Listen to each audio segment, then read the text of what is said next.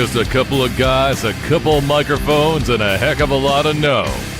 It's Football on the Know with Jim and Joe.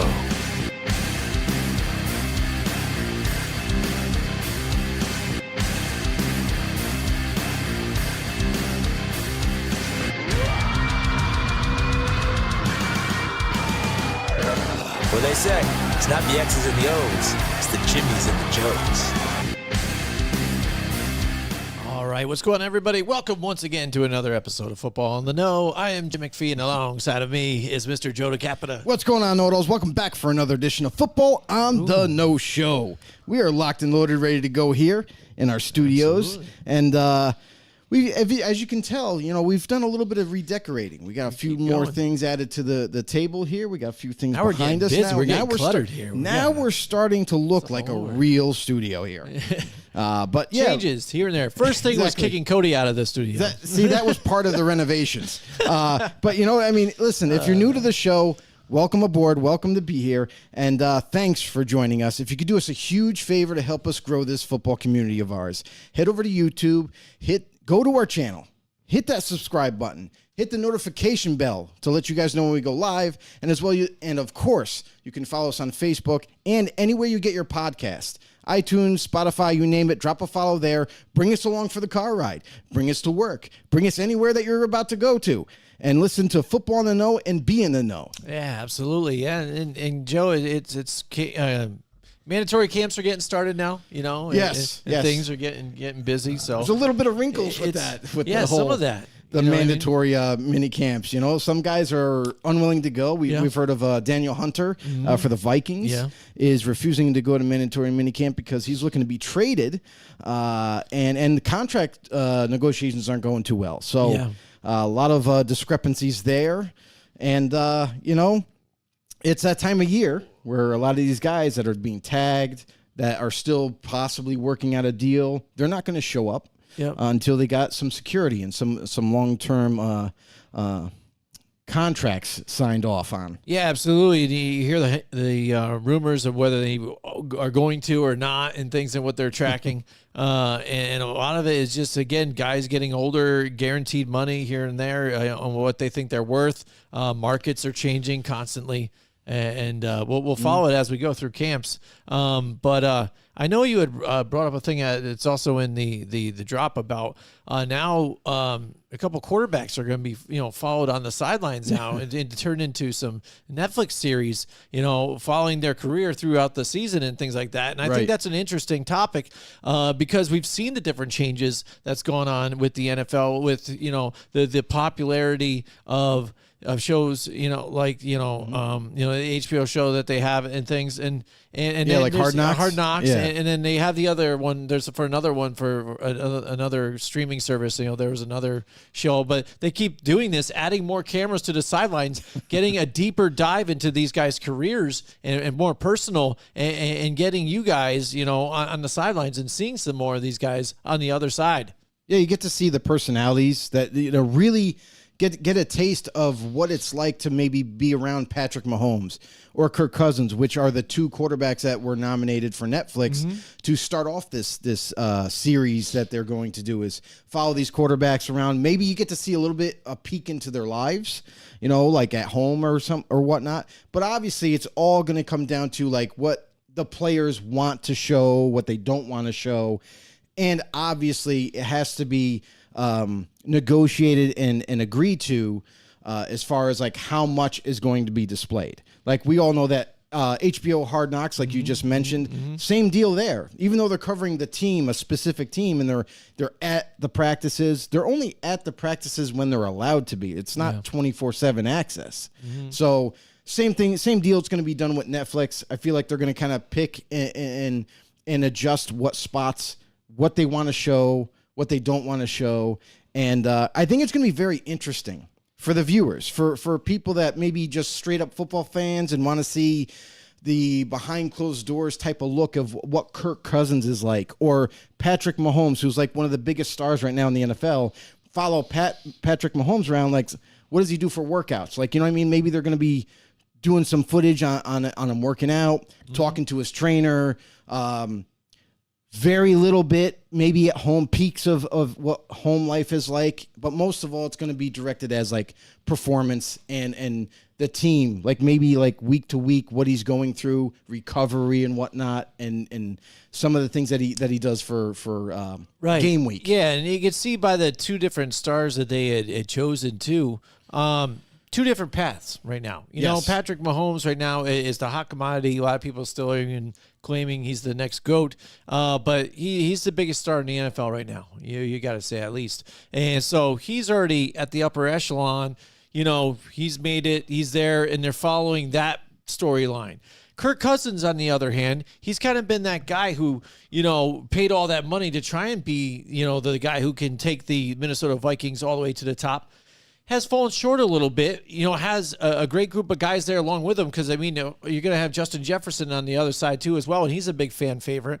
Mm-hmm. And he's kind of that, you know, blue-collar type of, you know, just trying to fight and get it done, you know. And so he's got a different type of path that they're going to follow, and he's trying to rejuvenate things right here and get things to where he was expected to be for the Vikings, or else, you know, he's got a different placing he might need to go after this. You know what I'm saying? So it's not only an opportunity to get behind the sidelines to see that type of stuff, but it's also a way to showcase your talents or what type of guy you are to other teams, to fans, build your own type of fan base, or like they say, your label, you know, and what your brand, that these stars are trying to do. Yeah, and the interesting thing about all this is they chose Kirk Cousins out of all the quarterbacks. You think it might be Joe Burrow. You think it might be also maybe Josh Allen, who actually became the Madden cover winner. Yeah. But Kirk Cousins, out of all the quarterbacks, which is interesting to me, and it also is kind of like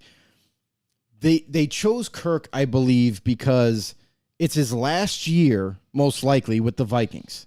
Like, most likely scenario is that the Vikings are going to move on from him, find their future quarterback, either it be the draft or some avenue that way.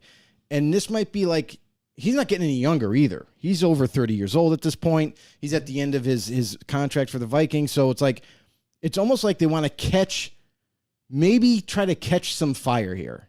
Maybe this could be the year for Kirk Cousins. Maybe he kind of brushes off all the critics in the end and propels his team to not only possibly win the division, but also make a run in the playoffs. Because that's really been what's been worse for Kirk Cousins in his career, is because he's been good enough to have them a winning team, to always be picking in the high 20s of every draft since he's been the quarterback. Mm-hmm.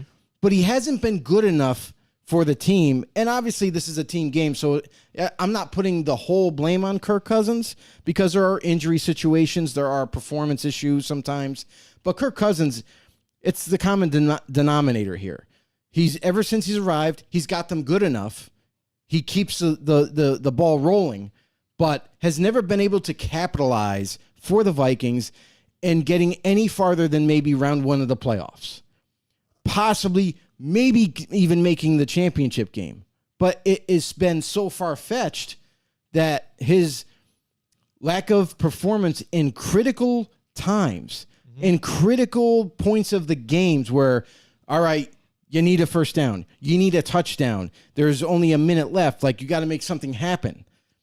And he's fallen short in that aspect. So maybe that's why they chose him for this season. For the first season for Netflix in their series with the NFL quarterbacks, they went Kirk Cousins because they're hoping that maybe they can catch a little bit of fire in his last potential year with the Vikings. Right. Like I said, different story paths. I mean, right. You know, people might end up be rooting for him. You know what I mean? It's a different thing because everybody likes got a lot the of underdog haters, that's for sure. Like, yeah, exactly. And that's why I think he's trying to even show what he does on the sidelines and what kind of work he might put in and things like that, because we only see the failures, and when we don't, we see him on the airplane with the chains and everything and stuff like that. Oh my God. So, that's hilarious. I love that. So actually, I love that. I know, but it's funny that people are just a lot of questions about him, but it should be interesting, and it shows even what the NFL is doing here, where, you know, tied, and even Netflix, you know, jumping on this whole thing, you know, because they've seen what it's done for HBO also as well. That people tune into this stuff, and you're going to see more of this because also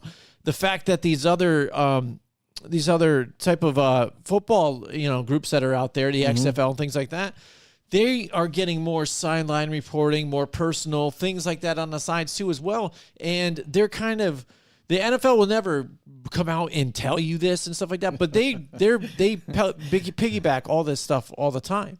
You know, and that's why they partnered with the XFL, because now they could officially do it and officially take it from them.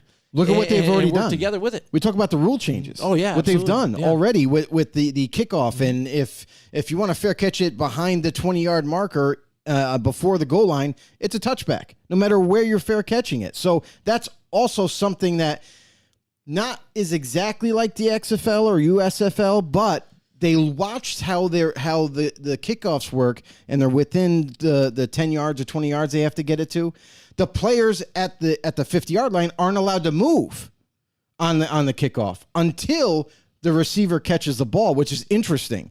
That's one thing. But then the NFL's looking at it like, oh, well, how can we, do something similar, but not exactly the same? And this is what they came up with, was that fair catch rule. So some of and you're right, Jimmy, is that some of those rule changes that the NFL does, sometimes even certain things that the XFL has done in the past or USFL has done, like we've seen sideline. They're on the what are they? Those like sideline motion stands or whatever. Yeah, and it's like they're doing reporting while they're on the stands, and they're right on, can see everything on the football field and whatnot. And challenges are becoming a lot more of a big deal in the XFL and USFL, where they're actually, you can challenge just about anything, and it's so quick. And that's been the problem for the NFL, is like have a hard time getting things done fast. It takes them like 10, 15 minutes to figure out if the challenge is good or not. Where in the other leagues, it takes them 2 minutes, maybe less. They watch the play 2-3 times and they're like, oh, well, this is the call. And that's it. And hopefully the NFL can learn something by that going forward. Just like you mentioned, like they pick little nuances from other leagues, and they're changing, and it's impacting the NFL that way, that they're changing rules. They're changing the way they do things, the way they handle injuries and whatnot. So, I agree. Right on about that. Absolutely. And who knows, then maybe Netflix will start picking up some Thursday night games and things like that as well. Hey, you know what? It's gearing that way. Streaming service, it is what it is, right? And right now it's Amazon was Thursday Night Football, and you see the other streaming sources that are starting to get into the niche here, and it's only going to grow. Yeah. Like this is where it's headed. The days of cable, the days of satellite have been long gone, but the days of cable, they're going to be gone as well, because everybody streams now. There's not a whole lot of households now that just don't stream at all. So it's headed that way, and it's a new technology, and the NFL is jumping on it right now. Yeah, absolutely. So, yeah, I'm excited to see that. I think it's cool. I have Netflix, and yeah, that's something I would watch. It's another revenue stream. I mean, this is what it's about, is making money for the NFL. Yep, absolutely. And so what else tonight we decided to talk about too as well is a lot of times, for the past couple of years, I think we've just gone and broke down like the biggest questions going through each team and things like that. Yeah. And some of them are tough to do, and some of them, when you have the teams, like every time we look at the Baltimore Ravens, like, man, they don't really have a weak spot on some of this. So we're going to change it up a little bit this year, and we're just going to kind of throw it out there, even open to you guys out there. Right on. Let us know what your questions are coming into camp for any of the teams out here. What do you feel about your team? What's something that's weighing on your mind that you might think that needs to change during training camp? You're looking to find out after training camp and going into the season, and what you maybe expect to see throughout the season that they can change from the previous year. So I'm going to ask you guys out there, what are some of the biggest questions facing some of the teams as we get into camps here? Right, and one thing is, like, I was looking at the AFC East, right, and I'm looking at all the teams. I looked at the Bills, and I looked at Miami, what they've done, the New England Patriots, the Jets. Obviously, like, people are gonna be like, well, the Jets did the most, and they did. You're right, because what was the one thing missing from them is quarterback play, not consistent quarterback play. You had Mike White in for a stint; he did well, but then he also failed in a couple other games, and then you had Zach Wilson, who kind of destroyed himself Yeah. with the comments that he made, and he was ousted really quickly. So he's still on the roster, which is interesting, but Mike White isn't. Mike White is now with a different team, and I think Miami, right? I think he went to I Miami. want to say so, yes. But then now what's interesting is they have Aaron frickin' Rodgers. They have Aaron Rodgers, soon to be Hall of Famer, former Pro Bowler. Like, this guy is an amazing player, even at this point in his career. He's been an amazing person and consistent and a leader and a guy that you can get behind. When Aaron Rodgers walks into the locker room, everybody is going to be like, they're going to take notice. Like, this is Aaron Rodgers. Some of them grew up watching him. Some of them are like, wow. Including Zach Wilson. Exactly. So, and he's a huge fan of Rodgers. So it's like, this could also help out Zach Wilson maybe in his maturity, in his career and develop his skills even better behind none other than his childhood favorite type of quarterback. So, with the Jets now, with that big move with getting Rodgers, you look at the receiving core is absolutely ridiculous. It's super deep. They have every little nuance of receivers you possibly could want. They end up improving that. They get all their offensive linemen healthy, and they're back. Their rookie running back is returning, so that's a positive too. And then defensively, they got better.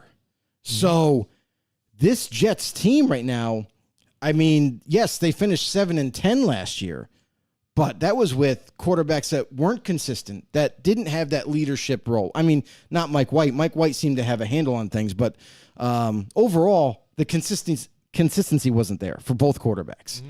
And now you bring in a future Hall of Famer who's is going to be there, who's going to be has plenty of experience in any situation, Super Bowl, playoff, regular season, tight game. He's been there, done that type of deal. This guy's going to boost this offense tremendously. And with that, this defense of theirs is so solid and was so good last year that it's going to make them even more dangerous because they're going to get the ball back to Rodgers, and Rodgers is going to score, and then they're going to get the ball back for Rodgers again, and they're going to score. This could be a very dangerous season for the Jets in terms of good luck stopping them in this division. I think the AFC East is really competitive, but overall, we know what the Bills are. They're another stout team, a team that we've put on the mountaintop, so to speak, and like they got to do it next. They got to do it next. They finished 13-3 last year, but they still haven't gotten the job done. They still haven't won a Super Bowl. They're right up there in the running. Miami Dolphins, their biggest thing. Consistency on offensive line. They had a few guys injured last year. It kind of derailed things. Tua ended up being gone for quite some time, concussions and what have you. So that kind of derailed their season. But now everybody's healthy. A whole new leaf has turned, right? The Patriots, they're in kind of the same boat. Very good defense. They improved that side of the ball as well. And then the offense comes back, and hopefully a little bit more continuity is going to be built because the offensive play calling was called into play last year. Was very questionable at times even. So that could even be a big question mark is for New England. Like, is it this year going to be a better year in terms of offensive play calling? We hope so, if you're a Patriots fan. And overall, I mean, this is probably one of the more competitive divisions now this season. When you look at each team, there's not a ton of weaknesses. They're all pretty solid in their rosters. It comes down to health and performance. Yeah, I mean, we covered a lot there on that. But as far as the Bills, the one question you got to look at is are they finally going to get it done here? Because they've made it to outside of the championship game, then the championship game, and it's either the Chiefs or the Cincinnati Bengals have taken them out. They need to be able to beat those teams, and they can. Have they done enough here? On the offensive line, even to help keep Josh Allen up, because even last year he was sacked 33 times, was the most since 2019, and that's your key guy. Like you said, the cover of Madden, it's got to be the guy to get it done. He says this year he's not going to run as much. We'll find out, but you need to protect that asset because keep him healthy. He's the whole bread and butter of your whole system here. And they've added a few other weapons, going with the 2 tight end sets here, getting Dalton Kincaid here with the draft, and then still having Dawson Knox here. I can see them mixing it up a little bit there.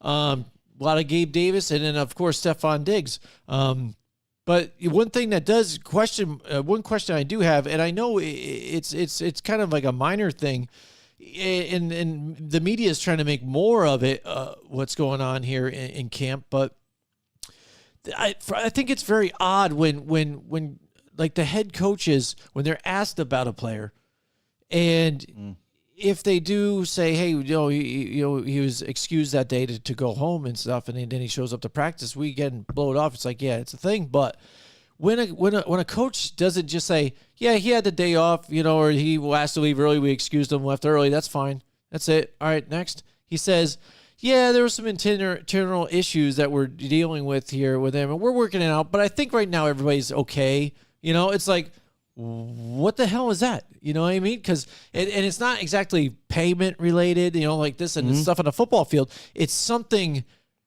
else between the organization and Stephon Diggs, and just kind of weird that you wouldn't just diffuse a situation like that and just kind of make it awkward for everybody. Yeah, Sean McDermott, that's a terrible answer as a coach. And even if something is going on. It's something that you would expect from an inexperienced coach to say, like, oh, oops, I didn't mean to say that, but, and then you catch a little flack afterwards. But for Sean McDermott, like, what are you doing? Like, you're supposed to be the leader, the captain of the ship here, and circle the wagons a little bit here for Buffalo and kind of rein it in, and don't let the media kind of run rampant with a comment like that when there really isn't going to be an issue.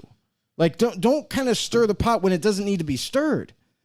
So like for Stephon Diggs, and because he didn't show up to practice, and then he made this comment, and it's like, oh man, what does that mean? Does that mean that Stephon Diggs is going to get traded? Does that mean that, oh my God, there's going to be internal issues, and who knows if he's going to be a Bill for very long? Like, don't do that to yourselves. Like, that was a mistake on Sean McDermott's part, and I really think he realized that right after he said it.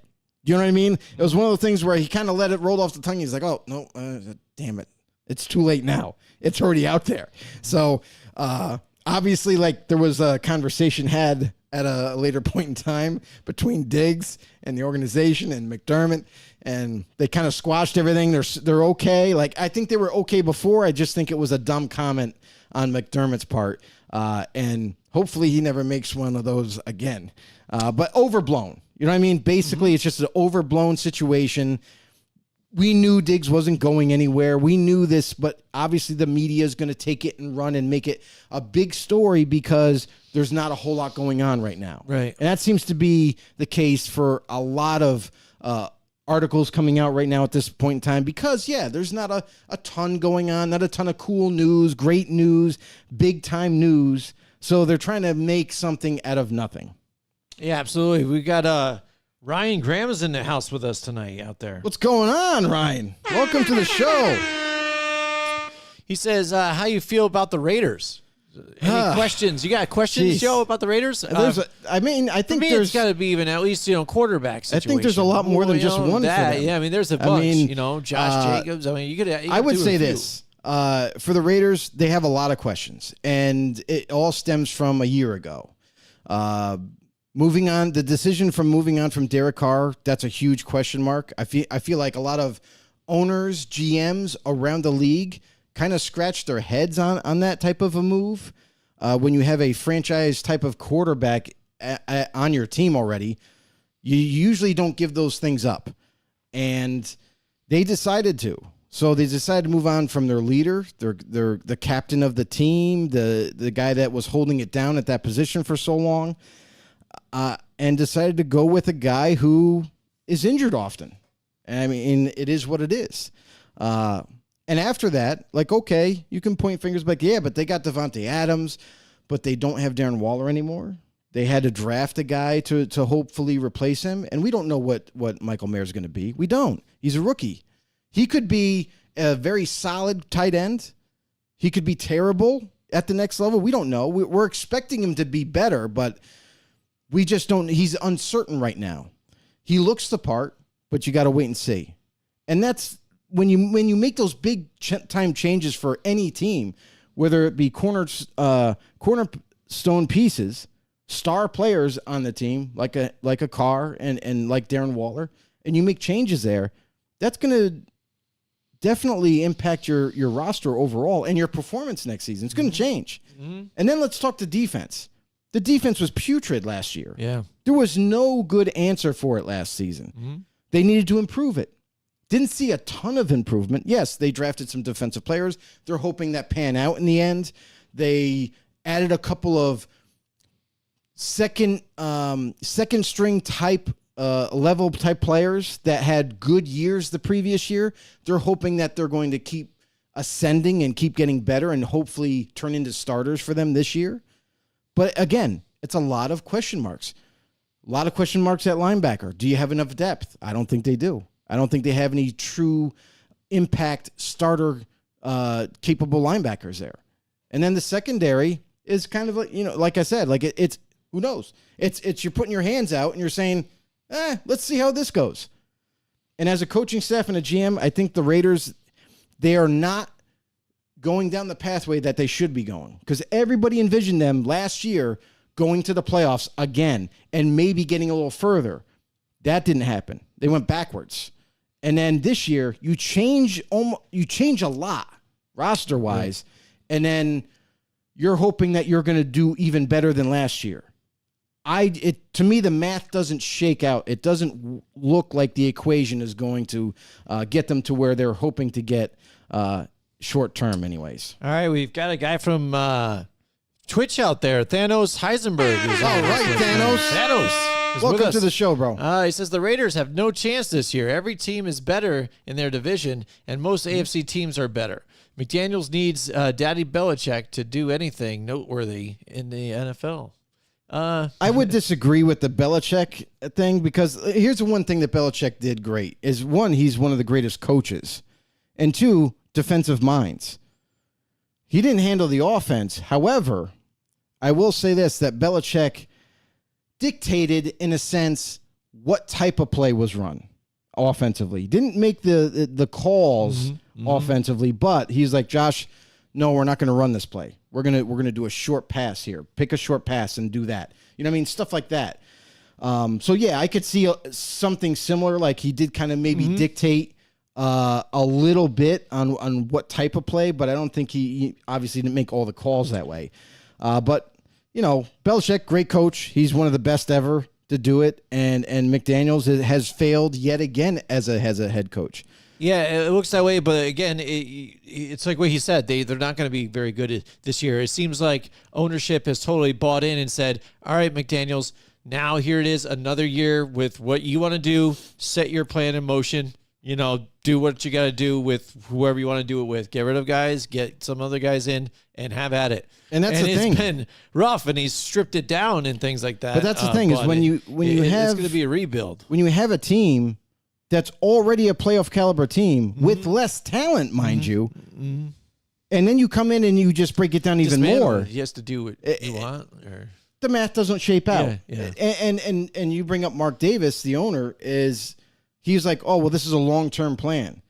Well, we all know Mark Davis doesn't have the deepest pockets. Right. So he can't just keep going through head coaches after head coach. He's trying to ride this thing out, and hopefully it gets better before it gets worse, but it's already gotten worse. Yeah. And it looks like it's just going to continue to get worse with every decision that they've made so far. And now that segues us into the Patriots again, I think.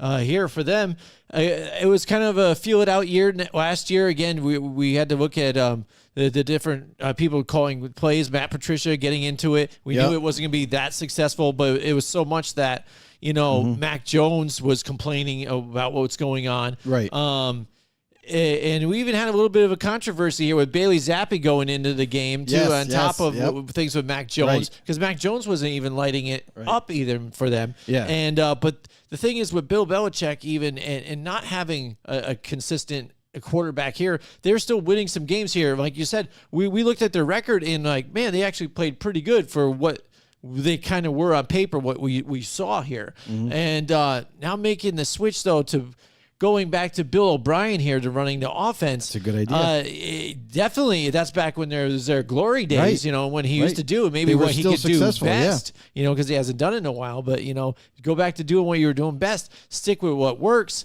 and maybe they can get this offense going. Add Juju Smith-Schuster, things like that. So the only question with me for those guys, again, is, okay, you did pretty good last year. Now, can you make that next step forward here in a division now that's even tougher to compete in with an Aaron Rodgers coming to town? Yeah, and that's the thing is this division, and that's why we brought it up. I just think it's going to be one of the more competitive divisions because there's so many avenues each team can go. We've seen the Bills be on top for a short amount of time, and now everybody is starting to catch up to the Bills in terms of they're just not, you can't just walk over them anymore. It's not a division where it's like, oh, well, we don't have much competition in this division. I think we're going to win this easily.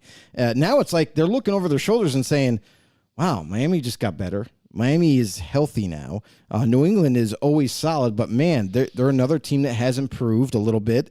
And then the Jets have made the most improvement in one off season. So it's like, well, buckle your chin strap because this is going to be a tough season ahead. So, and then for New England, you know, they're just one of those teams that won't go away. You know what I mean? Like they've been dominant for so long, and they're just solid no matter what happens. I thought for sure that they were going to take a decline a little bit. I didn't think they were going to be as good last year. I didn't think they were going to finish 8-9. I thought it was going to be a little bit worse, maybe 6 wins, 7 wins. But for them to get 8, I was impressed. And through a lot of issues, right? Like offensive play calling was an issue at times, not all the time, but it was there. Everybody knew it. Patriot fans knew it. Yep. They were barking from the stands. They wanted his head. Yeah, they wanted some kind of a change. Bill, take the offensive playbook and do something because he's not, you know. But now they bring back Bill O'Brien, like you mentioned, and this is a very savvy move for New England because this is somebody that's familiar with the offense, familiar with the players that they have, and somebody that can come in and make this kind of streamlined and where there's not going to be too much of a learning curve. They already know what's to be expected in New England. Now Bill O'Brien returns. Yes, he hasn't been there. He's taken a little bit of a hiatus, went to college football and whatnot, and now is back in the NFL. But a coach doesn't forget how to coach. So he knows his deal. He knows what's expected of him at the NFL level. He knows how to handle it. And I feel like this is not only a brilliant move by New England, but you're going to see it on game day when the offense takes the field and how much better it is going forward for them. Mm-hmm. Yeah, absolutely. Now, switching to the NFC East, I think for them, I got to talk about the New York Giants, and a big question facing them, which we've heard about in the headlines too, as well, is Saquon Barkley. What are you going to do here? You tagged him. He wants a bigger deal, long term. And at first they weren't really getting along. They weren't talking. They've come back to the table a little bit here.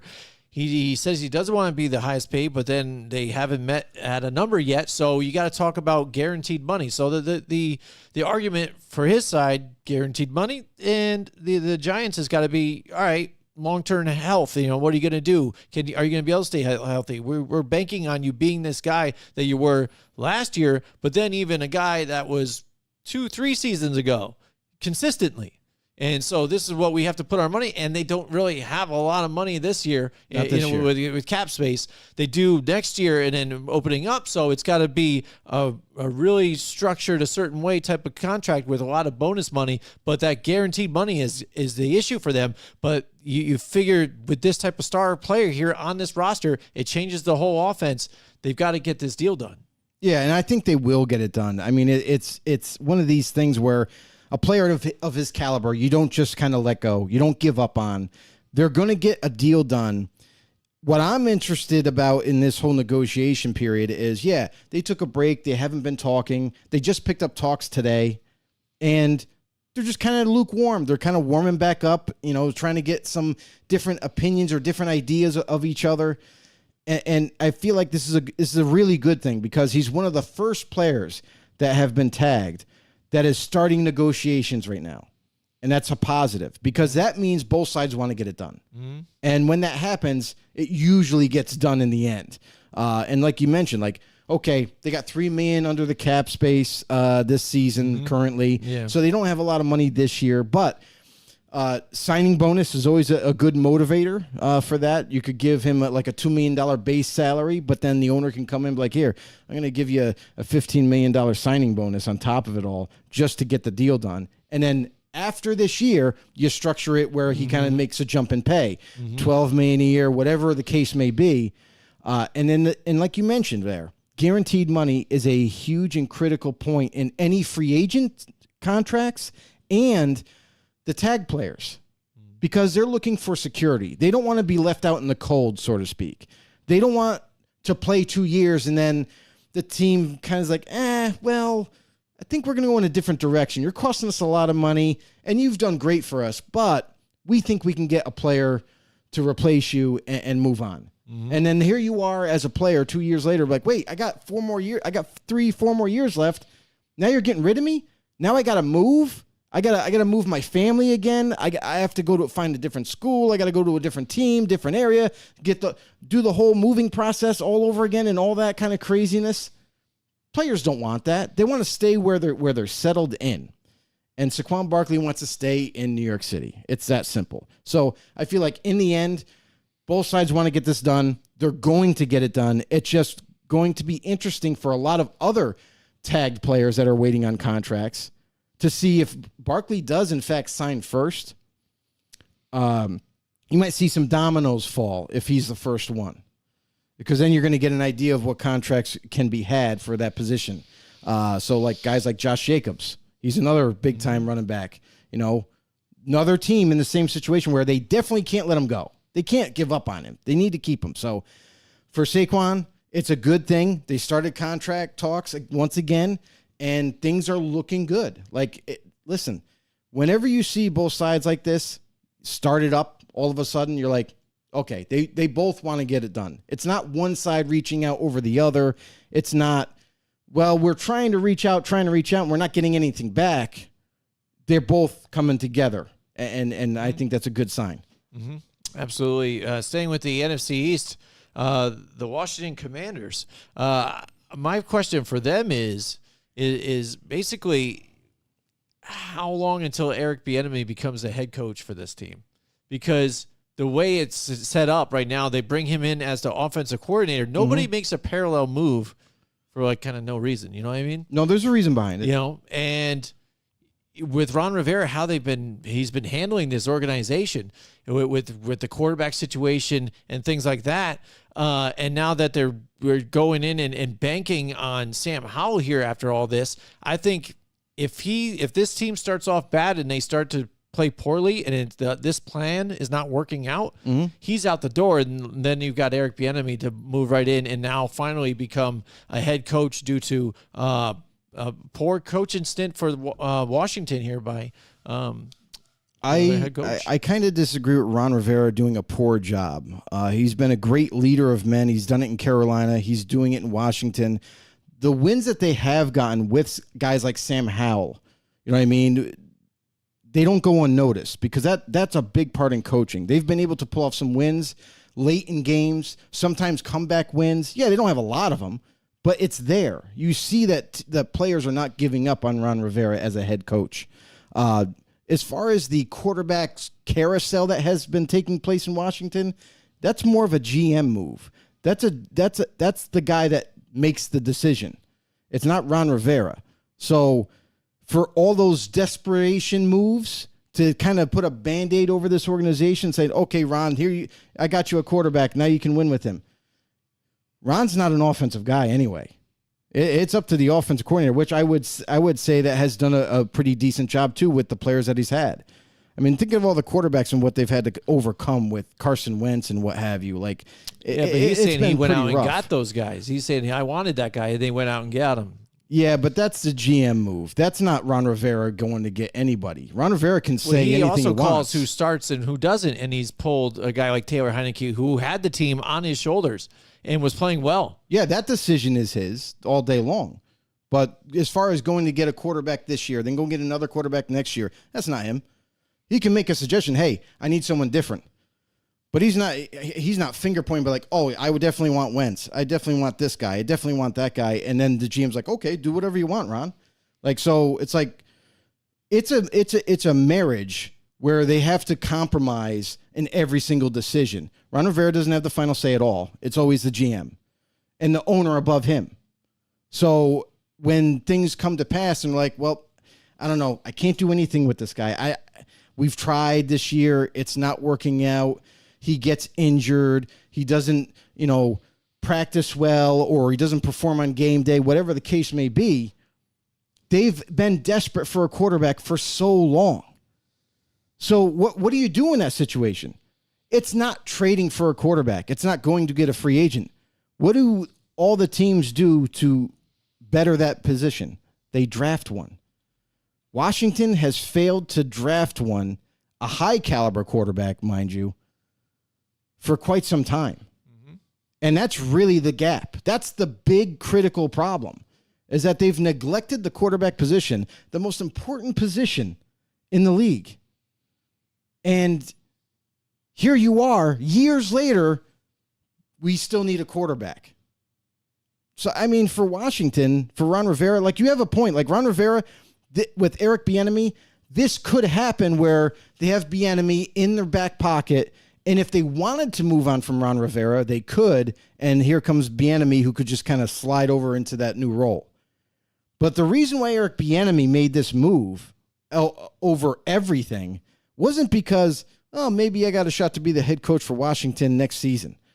It was because what was everybody saying in Kansas City? It's Andy Reid's offense. It's Andy Reid's offense. Andy Reid controls the offense. Yeah, Eric Bieniemy calls it, but Andy Reid himself is like, here, we're going to use this box of plays, and that's it for this game. So you call. He's making the calls, but these are the plays that I want called in this game. So the strategic part of it is already done for him. Now he's just got to mix up the plays in terms of play calling. Mm-hmm. Eric Bieniemy wanted to get out from underneath Andy Reid, go to a franchise that was looking for an offensive coordinator, and show everybody else out there like, hey, no, I'm a really good offensive coordinator on my own. Nobody's going to help me, because that has been his reputation, is that, oh, well, you're kind of sitting behind Andy Reid, and it's right to think, because it's Andy Reid's offense. It's Andy Reid's kind of, game plans and everything. Now he steps out of the shadow of Andy Reid. He's in Washington. He has some young players to utilize. Let's see how smart and strategic he can be on his own. And if he's successful with this offense, then you can say, okay, somebody hire this man right now as a head coach, because we've been neglecting this man for some time. He's well deserving of a head coach role and command our offense. Yeah, I just don't see Washington let him go after that, though. They don't have a choice. If he's already an offensive coordinator, he can go anywhere he wants. I just think it's going to be in-house. All right, yeah. So let's move on. You don't have any questions about the Eagles or the Cowboys, right? I mean, no, it's not worth it. Same shit every year. So. Well, the Cowboys, is the same question. Right? Will the Cowboys make the Super Bowl? I know Cowboy fans out there want to. They always think they're going to make the Super Bowl every year, but honestly, you're a good team, but you have a quarterback in Dak Prescott who has been in the limelight for quite some time, and not really performance-wise, but more of just like the star aspect of it. Like, oh, it's Dak Prescott. He's our guy. He threw the most 4, interceptions last year, everybody. Yeah. And that's not going to get you playoff wins. That's not going to get you into the Super Bowl, even winning a Super Bowl. So for me, with the huge contract that he still has left on his deal, what does Dallas do at that position? Because is it time to move on from Dak? I think it is. I think you have enough evidence where you can make a move. Now, I don't think you can make it. Maybe contract-wise, they can't make a move right now.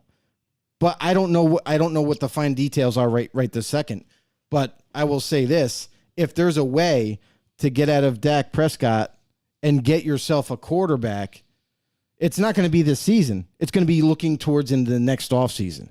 It's going to be looking towards maybe the draft and drafting one, in preparation of maybe moving on from Dak, or in preparation of, making a move and making that change? It's probably the next couple of years is the time to do it because, again, he's got his contract up.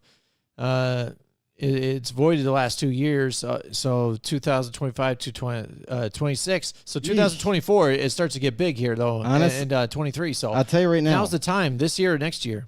Neither year, because you got $88 million in dead cap money.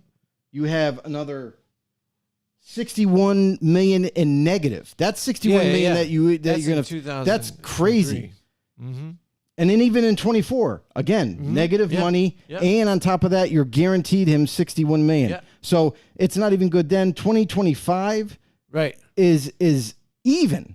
That's like the only time you probably could do it, and you're not going to eat as much, but that would be it. Those are void years. Never mind. Yeah. That doesn't matter. So that's what I'm so saying. Either way, what about 2000? But 25 is the year. Yeah. But you're still got to pay him all that guaranteed money. You still got to pay him over $40 million in guaranteed money, and then eat a cap. Not much of a cap savings there. You're going to eat that. So they're kind of stuck. They're stuck. They're really stuck. So then it is find somebody in the draft if they have to do. Plan for the future now. If there's someone in the draft, this upcoming draft, which there's a lot of really good quarterback prospects in this upcoming draft, where if there's someone that Dallas likes, they should just go get him. Just go get him because you're going to need him. And I would say this, if he's out playing Dak in training camp, you make the change now. You put the rookie out there. You put the second-year guy out there, whatever it is. And then you make the move. And you eat that Dak Prescott will have to be back up at that point for his last year of his career or something like that. So with the Cowboys. So it's like that's the move that I think that Dallas is going to have to make. And despite their record, 12-5, the quarterback play has been putrid. It's been terrible. So I think that's what's holding Dallas back, to be honest.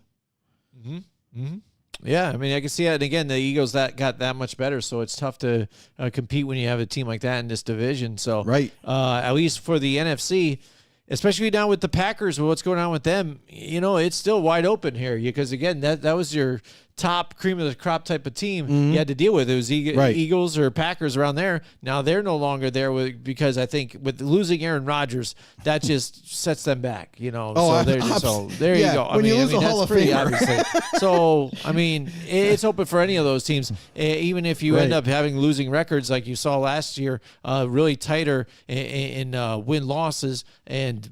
So any team can kind of make it, but what you do with it, it's after that once you make it to playoffs, But let's move up to the AFC North and let's talk about the Baltimore Ravens here. I know you had a question for the Baltimore Ravens, Joe. Yeah, Ravens is their offense. What's their offense going to look like at this point? Because they have a new offensive coordinator.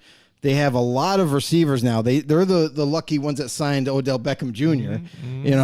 Now here comes Todd Monken. Offensive coordinator formerly of Georgia, University of Georgia, has NFL experience as an offensive coordinator before that. So it's not like he's coming in like fresh, new type of college guy and trying to carve out a career for himself. But what you notice with Baltimore is that their receiving core has never been deeper. I mean, it's super deep. They drafted Zay Flowers in the first 23rd pick in the first round. They got Rashad Bateman. They got Odell Beckham, like we mentioned, a new shiny toy for Lamar Jackson. Devin Duvernay has been around, a good role type player. They also added Nelson Aguilar, a speedster of a wide receiver as well from New England, comes over to Baltimore. So here you have the makings of a 5-headed wide receiving core for the Baltimore Ravens, who have historically, since Lamar has been there, been a heavy running team, have relied on Lamar's legs a lot, but also he's gotten better as a quarterback, has gotten better as a passer, but they're just seen as this like run option type of offense because they know that Lamar Jackson, if need be, can take off with his legs and create some magic. Now, with Todd Monken, I think it's going to be similar. I don't think it's going to be the same. I don't think it's going to be so run heavy like before. Right. And with all these receivers that you've added to this roster, it looks like from an outside point looking in, that you're preparing to make this more of a balanced offense. I still think there's going to be some run option plays, of course. I still think there's going to be some jet sweeps and what have you, little wrinkles of that in there too. But I feel like this is the season where Lamar Jackson is now going to be challenged as a quarterback, is now going to be asked to do a lot more passing than he has done previously. Where, yes, Mark Andrews has been one of his favorite targets, but now guess what? Now you have Mark Andrews and 5 other receivers that are more than capable of making plays. So Todd Monken, I feel, is going to definitely not go too far away from what works for them in terms of the running game and option plays with Lamar Jackson. But I think he's also going to challenge now Lamar. You're going to have to read defenses more often. You're going to have to make the right decision, the right pass to the right player, and let's see what he can do now. I feel like this is going to be the first season where Lamar is going to be challenged to be a all-around quarterback now. I get it. Lamar has done a great job from what he's been asked to do. But now it seems like with Monken coming in, he's going to open up this playbook, add some more passing plays to the book here, and have Lamar become more of a well-vast quarterback and not just got a guy seen as a running back that passes. Yeah, and we talked about this before with when he was talking about when he was sitting out with his injury, over the playoffs last year. They coasted into the playoffs. They had an opportunity to do things. Yeah. I think he was healthier than he was really letting on to be and say, I can go out and play, and he decided not to for his team. It's possible. That's how a lot of reports have said that too.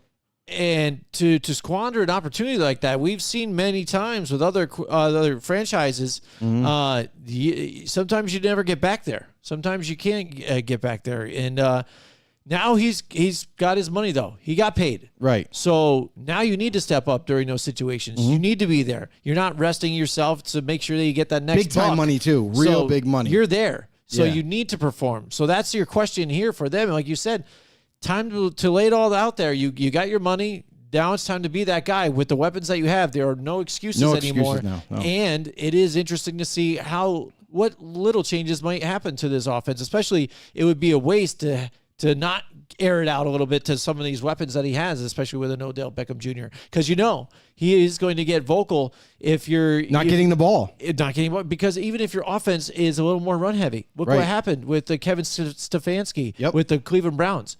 They had Kareem Hunt and Chubb right there running the ball, successful with those guys. Right. Baker Mayfield wasn't a runner and things like that, but they were able to do things like that, stay a little more balanced, and maybe with touch to the run side, but had the weapons and wasn't happy. So let's look forward and see if we can follow that situation, see if Odell might be happy this year. Well, Thanos says he's got to comment again. All right, he says Giants overachieved last year. I think there will be some regression. They didn't upgrade much. Waller is nice if healthy, but no guarantees. Vikings are in the same boat for me. So there you go. So he's a Vikings fan. Yeah. So same kind of story is being written, especially for the Vikings. I feel like not much has changed there as an organization. In terms of personnel and what have you. Like obviously they added in the draft, but overall it's still kind of the same team. That minus Dalvin Cook. Dalvin Cook just gets released. You know what I mean? And now it looks like this team is going to go through a little bit of growing pains at the running back spot. Like they have Madison there as now looks to be the starting running back there. So that's interesting. I've always liked him.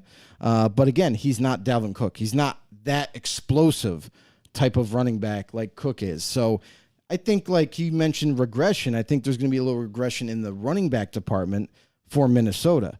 Without having that star type of running back now with Cook out there, they're going to go through a little bit of a change offensively. And I wonder how that's going to impact Kirk Cousins because there's going to be even more pressure now on Kirk Cousins to perform day in and day out because he doesn't have a top tier, I guess you would say, running back behind him anymore. Yeah. Now he's got a guy who's good, can handle the workload, but no one that's going to change the game. Yeah, usually when you walk away from a 4-time Pro Bowler, I mean that you're going to have a little bit of an impact there. You know what I mean? Right. So yeah, I would say that too for the Vikings, but for the Giants, overachieving last year. I would definitely agree.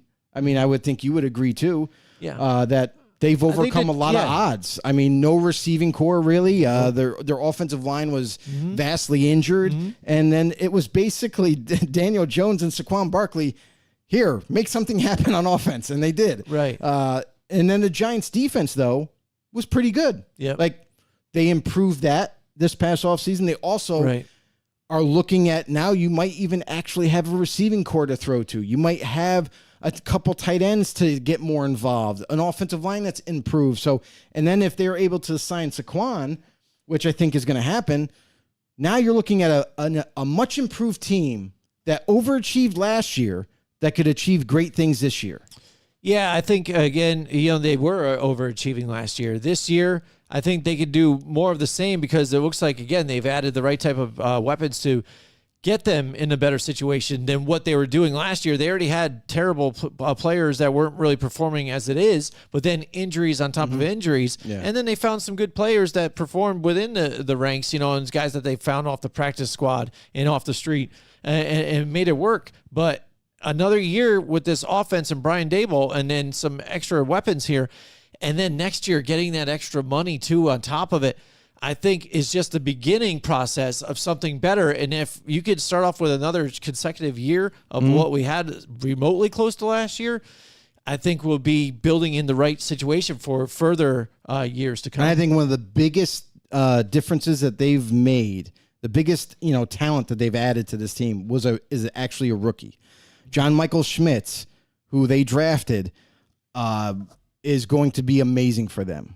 A guy that's going to be the captain of your offensive line, making the pass protection calls, and is going to excel. So, like right there, having that your quarterback of the offensive line already inserted, even though he's a rookie, Giants fans, you're going to love this guy. Trust me. We have one of our know-it-alls in the house tonight. It's Mike Tackett. Is watching us on Yes, YouTube. Joe, who is the hippie next to you? Hashtag get a haircut. Hashtag know it all. Don't be jealous because I still grow hair. I'm a little Right? jealous. I mean, how could I not be? I know. Hey, come on. Mike, you gotta do if it. you're You gotta do it. wondering, Come on, Mike. you remember how Jimmy looks. Jump Well, in on that's it. actually Jimmy. So It he is. just has a lot more hair. Yeah, that's true. So I'm just doing something different. Let me breathe. Changing it and then up. when I decide to change it, I'll change it. But I think it's funny how every week we have to have a hair comment, in the comments. I think it's becoming a staple, It actually. is. I should do it more often, Yeah, maybe I should curl it next time some more. I already have my natural curls, but I'll do something different with it every year. You know what I'm saying? Or every week. All right, so what we're talking AFC North. What about the Cincinnati Bengals here, Joe? Again, one easy questions for everybody out there is like, can they take it back to the Super Bowl again? Can they get it Right. done? But not a whole lot of situations or questions here with that team because of the personnel that they still have, except maybe that running back situation. Yeah, Joe Mixon, he's having a little bit of a court problem right now. Not really sure if he's going to be available come week 1. It sounds like he's going to be missing most of training camp, if not all, and very uncertain. But this is the type of time in the season, in the off season here, where you're about to approach training camp. Usually teams they'll evaluate their rosters, especially, the first week in training camp. And if Mixon isn't available and isn't going to be available for quite some time, they might pull the trigger and sign one of these free agent running backs as insurance. A guy like Zeke is still available. A guy like Kareem Hunt is still available. A guy like Leonard Fournette is still available. All guys that could be inserted right away and handle the workload and start, and they have experience. So capable players, and that's an avenue that they could go. Another thing, too, like for me is a big question is right tackle. Jonah Williams gets forced to move from left tackle because they signed Orlando Brown Jr. And does not like it one bit. Did not like the signing. As soon as he heard it, he did went not right like to the Twitter. signing. He's like, all Yeah. right, well, where's he playing? And they're like, well, he's playing left tackle. Where am I playing? You're going to play right tackle. What? I'm a left tackle. I do not want to play right tackle. And here's the thing is it's not easy when you've done it your whole life and you've played one side or the other and you're asked to just all of a sudden switch sides and be like, oh, it's not a big deal. You just got to switch sides, switch your footing, switch your hand placement. No, it's like you've been eating your whole life right-handed. And then all of a sudden I ask you when you're 35 years old and I say, hey, I need you to eat with only your left hand now. That's what it's like. It's that difficult to just kind of change over and, you know what I mean, and kind of relearn and do technique-wise and everything. So that's going to be a huge thing to watch is for Jonah Williams. You know, I think he's not happy about it. I think he's going to do it because he's a team player, because he's going to do it for his franchise and what have you. But they also have Collins, that is in waiting basically as a backup at right tackle, Lyle Collins there. And he has a big time serious injury and the Bengals are a little worried about it. I think that's why they pulled the trigger to get Orlando Brown and just said, hey, we're going to move Jonah. But now what does that mean for Collins? What does that mean, for the future? What does that mean for Jonah? Because Jonah might try it out a couple weeks into training camp and just be like, I have had it. I'm not playing right tackle. It is so weird for me. I can't do this. I want to be traded. And at any point he could ask for that because he might be just so unhappy with the position move that he just wants out now.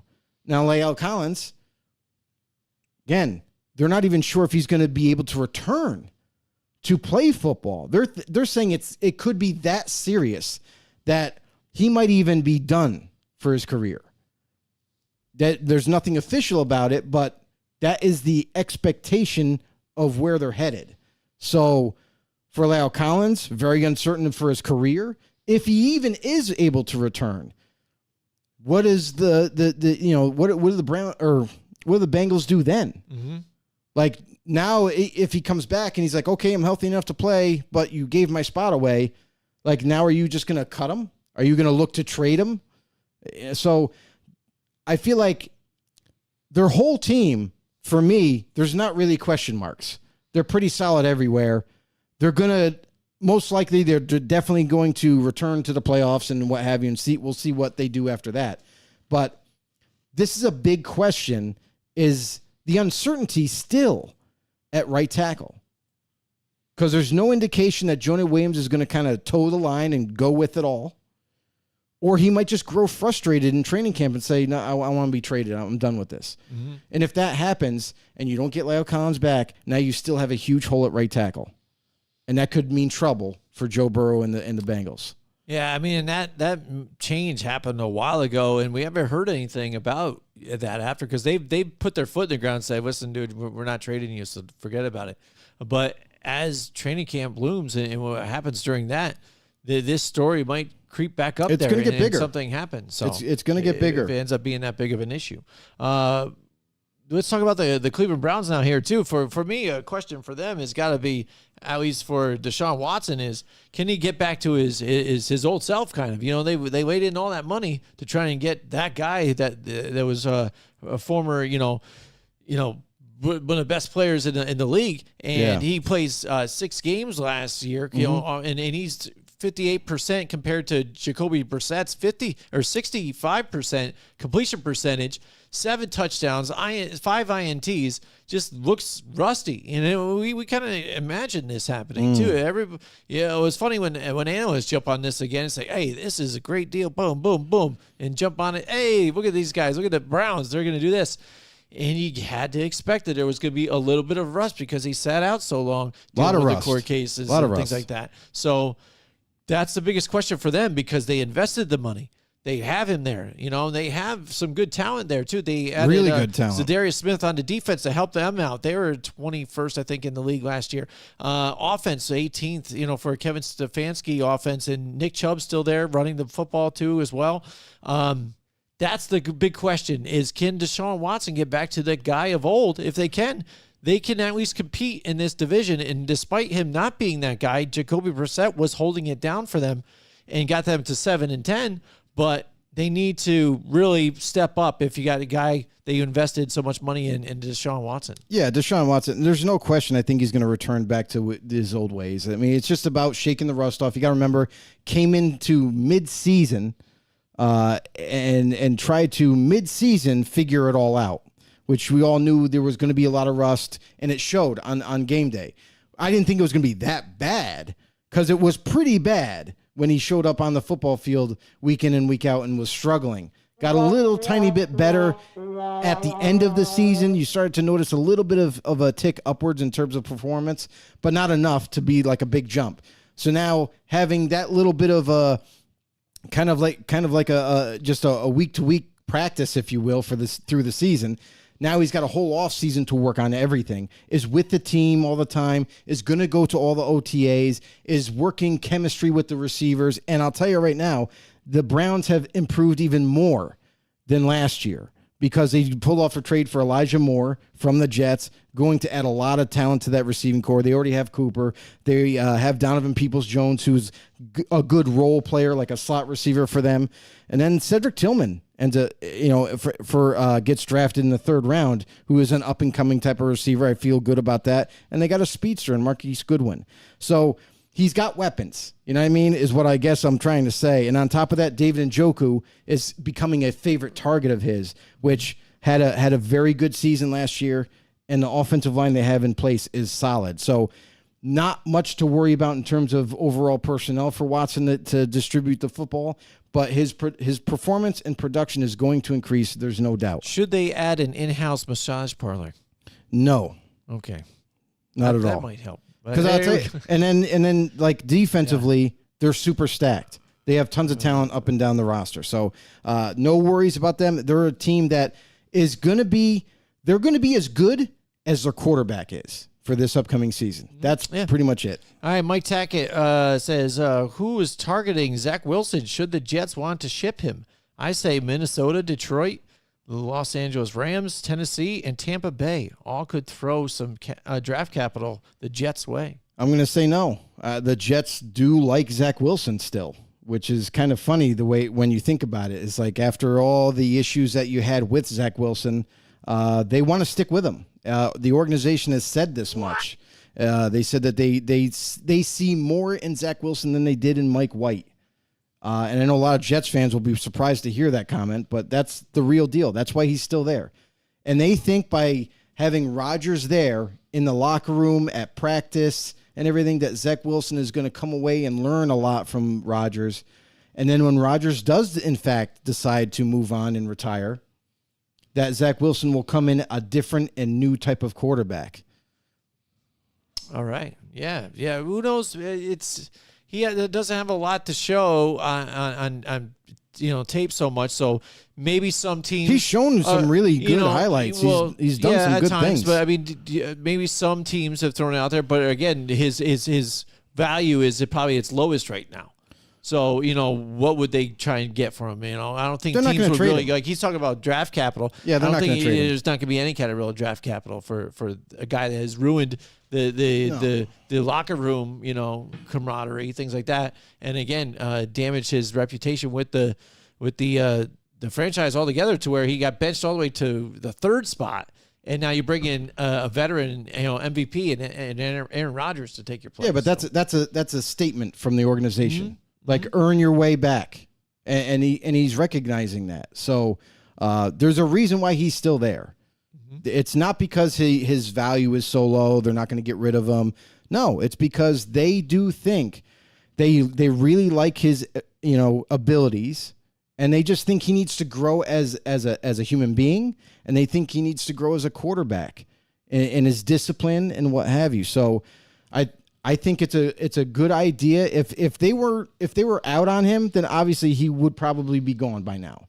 But bringing in Rodgers and then saying, you know what, Zach Wilson looks up to Rodgers. This could be a good thing for Zach Wilson to learn under Rodgers, learn how to be a pro, not be an immature type of player, but learn how to act as a quarterback, how to be a leader, how to practice, how to work off the field, on the field. These are all things that he's going to take away from Rodgers. And I hope he learns, because if he does, that's going to make him elevate as a quarterback. And maybe the Jets, if they don't give up on him, he'll be able to return to a starter and be better for it. Mm-hmm. Now moving to the AFC North. I guess the one question, if you want to, because we already talked about the Vikings a little bit, but to encapsulate the whole division, now with Aaron Rodgers leaving the Green Bay Packers, who is poised to take that division right now? We see an excelling team in the Detroit Lions last year, fighting hard and even, trying to eliminate teams from the playoffs, even though they were mathematically out of it. And coming out with victories. The Minnesota Vikings, who has always been there, but then they had that big brother of, the Packers there to take them out. But now Packers, again, trying to figure out what they have in Love. So, and then the Bears, started to come around a little bit at the end of the year after they released a bunch of people or traded them, got rid of some weight, and then drafted really well. So, do they have enough? We've seen teams like the Jacksonville Jaguars, come in last and then all of a sudden finish in first in the next division. Are the Bears ready to make a push like that? What do you think about that, Joe? And who's poised to make the run in this division? It's anybody's game, because now that the Packers don't have Rodgers, it dramatically changes the landscape of this division. The Vikings, I think they're going to be the initial favorite, obviously, because they finished 13-4 last year. They still kind of have the same team, and experience is already on the roster. So it's like everyone's going to point the finger like, it's easily going to be Minnesota. But I would pump your brakes, because there is a couple teams that have vastly improved their team overall, one being Detroit Lions. And they were, I think, was it the first 6 weeks of last season, right? They were the number one offense in the league, not the division, the league. They were putting up points like no other for the first quarter of the season. So I think that's a team to keep your eye open on. Keep your eye on here, because the Lions are going to be this, I feel like they're going to be this yet sneaky team that not a lot of people are going to hype up, and out of nowhere, they're going to be 3-0, 4-0 off the beginning of the season, and they're going to be on top of the division. Now it's going to be up to Detroit whether they give that up or not. And you look at what they've done. They have obviously Amon-Ra St. Brown. They have Jamison Williams, who they drafted 2 years ago, who is one season was a wash because obviously injuries. He couldn't play, and he played late last season. And now here he is 100% healthy, a guy that was super dynamic to the point where there was an argument whether he'd be number one receiver taken overall. So they have a couple of studs in their back pocket here. And then on top of that, they have other receivers to throw to. They have Josh Reynolds, who's been kind of a journeyman receiver, but a very solid one wherever he goes. Marvin Jones coming over from Jacksonville. So there's some depth here. There's something to build here. And then tight end, they drafted Sam Laporta, who is more of a hybrid type of tight end, a guy that can do everything well. Little shorter on the side as a tight end with shorter arms, but a lot of people believe that he can be a very big impact at the tight end position. And then, we've got Jeffrey Domney in the house tonight. What's going on, Jeff? Welcome to the show. The Lions are running away with that division. Yeah, and they look really good right now. This is why we're talking them up. They finished last year, and to compete with a division that it's a lot closer now. When you don't have a guy like Aaron Rodgers on the other side, you don't have to play him twice. And they look they're improving every year, especially what they did in the draft as well. Yeah, and then you look on the defensive side of the ball, and they just got better. They got a guy that a lot of people think was a reach in the draft. I don't think so.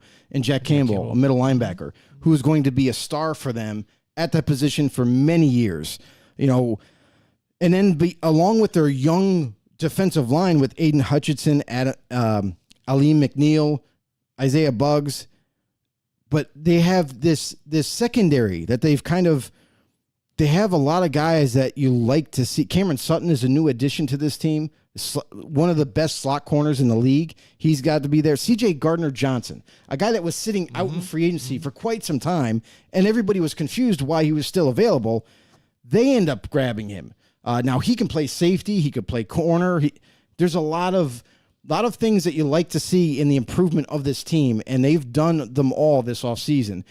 To now, we saw how good they were last year. They're going to be even better this year. And this division could be Detroit's if they want it bad enough. Absolutely. Donald Spence is with us tonight, too. What's going on, Donald? He says Goff is a bum. Hey, in the right situation, he's playing really well right now for Detroit. You know. Yeah. I mean, when you're listen, here's the thing is Goff has this like stigma about him where that he's had a lot of haters in LA when he was there. He's not good enough. He can't get us over the hump. This, that, and the other thing. Well, he goes to Detroit, different environment, different personnel, and he's doing better things with them. Maybe it was an environment change he needed. Maybe it was the offense needed to be different. But he's excelling in Detroit, and that's going to be part of the reason why the Lions are going to take a big jump this year. Yeah, I mean, again, like I said, the way that division lays up, it's going to be a tight division. But I appreciate the comment, by the way. Yeah, absolutely. Donald, it's good to see him again. It's been a while since he's been out here. Has been a while. But as far as the Vikings too, again, I've put in a lot of investment and then stuff, and they let me down all the time. But last year, it seemed like they would pull out some of those tighter wins where they're even down and they come out and pull out the victory somehow. And then other teams that were like teams they should have probably really beat, they didn't. You know what I mean? So it's kind of a funky thing with their record. There's a lot of stories behind that record and what it really is. It wasn't like they were like dominating. This is their record, and boom, they just went through and they won on some of those games. Some of those were very surprising games, and again, hence the passing the chain around, and they got it to a different player every week, and getting it. But when it came down to it and playoff time and things like that, again, coming up short here, and that's why that follows Kirk Cousins throughout his career, and why he is going to be followed with a camera this year. I want to touch on Chicago right now. Sure. Because Chicago had an abysmal year, to say the least. 3-14 they finish. And this is a team that did a fantastic job of trading draft picks, manipulating the draft, drafting well, and adding some premier talent along the way. In one of those draft day trades, obviously it wasn't on draft day, but it was part of the draft, is acquiring DJ Moore from Carolina and getting multiple picks on top of it all. This is a guy that is a number one caliber receiver in the league and something that they have sought and needed for so long. Now they have one. They have a legitimate number one receiver in Moore. Chase Claypool I would think he's going to play more of a slot role, as I envision.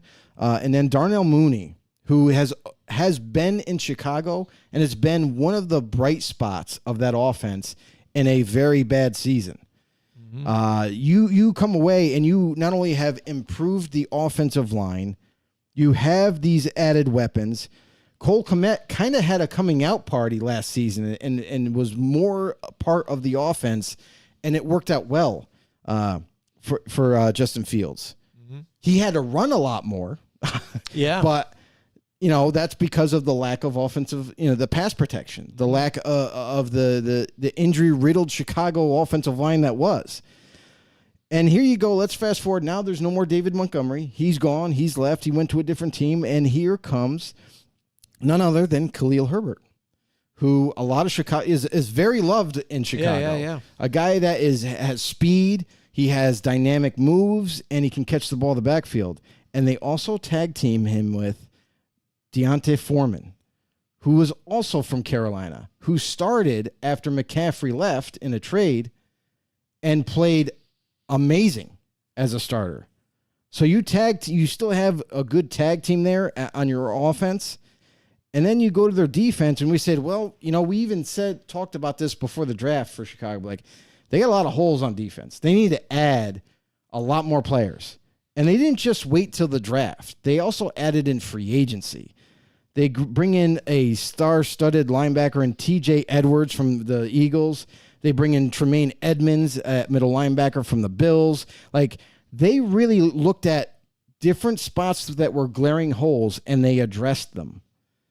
And I feel like because they have done such a good job in this offseason and have added more weapons for Justin Fields to throw to and have done everything right to this point, they're no longer going to be bottom feeders in this division. I feel like Chicago's going to make a big leap this year.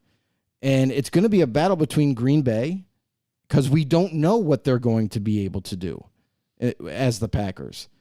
New quarterback now, no more Rodgers, a lot of young players on that offense, a lot of uncertainty, really. Yeah. Jordan Love, yeah, he's shown glimpses of being really good, but that's just glimpses. That's just a play here and a play there.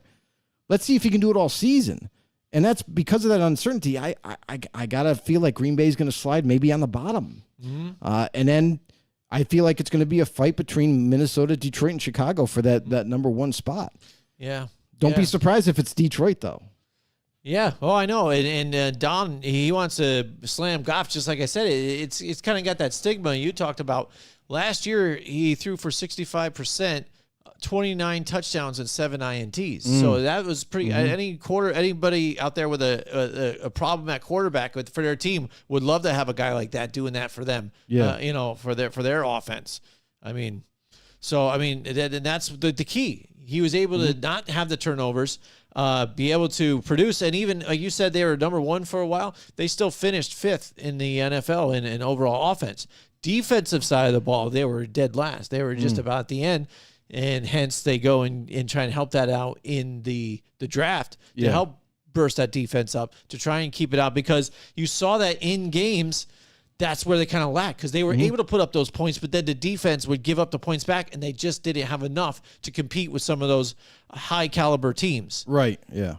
To get it done, but they were there. All right, the same question I guess I have to hold up for the NFC South here. As we move on to the South, the NFC South, now that, no more Tom Brady, Tampa Bay, and all this nonsense here, it's kind of now an even slate, you would think, with the Carolina Panthers now drafting their quarterback. They've got C.J. Stroud that they're probably going to end up being a starter. He's set with the number ones now in camp. In Atlanta, trying to figure out what they're doing, too. It's a situation, and so it looks like they're in the right turn, but kind of building in a sense, too, because they all finished with the same record in this division. So this is another tight division that's going to be close. But with the addition of Derek Carr to the Saints, I've kind of got to give the Saints the nod here, especially with the weaponry that they still have with their Chris Olave, and they still have now a healthy Mike Thomas and things like that. Michael Thomas, I'm sorry. Get it right, Yeah, Jim. I know. Sorry. But and still, Cam Jordan on defense and guys like that. So they still probably now that next tier of team right behind where Tampa Bay, because Tampa Bay's they got a lot of stuff to figure out too. If they're going to be running out Kyle Trask out there, so.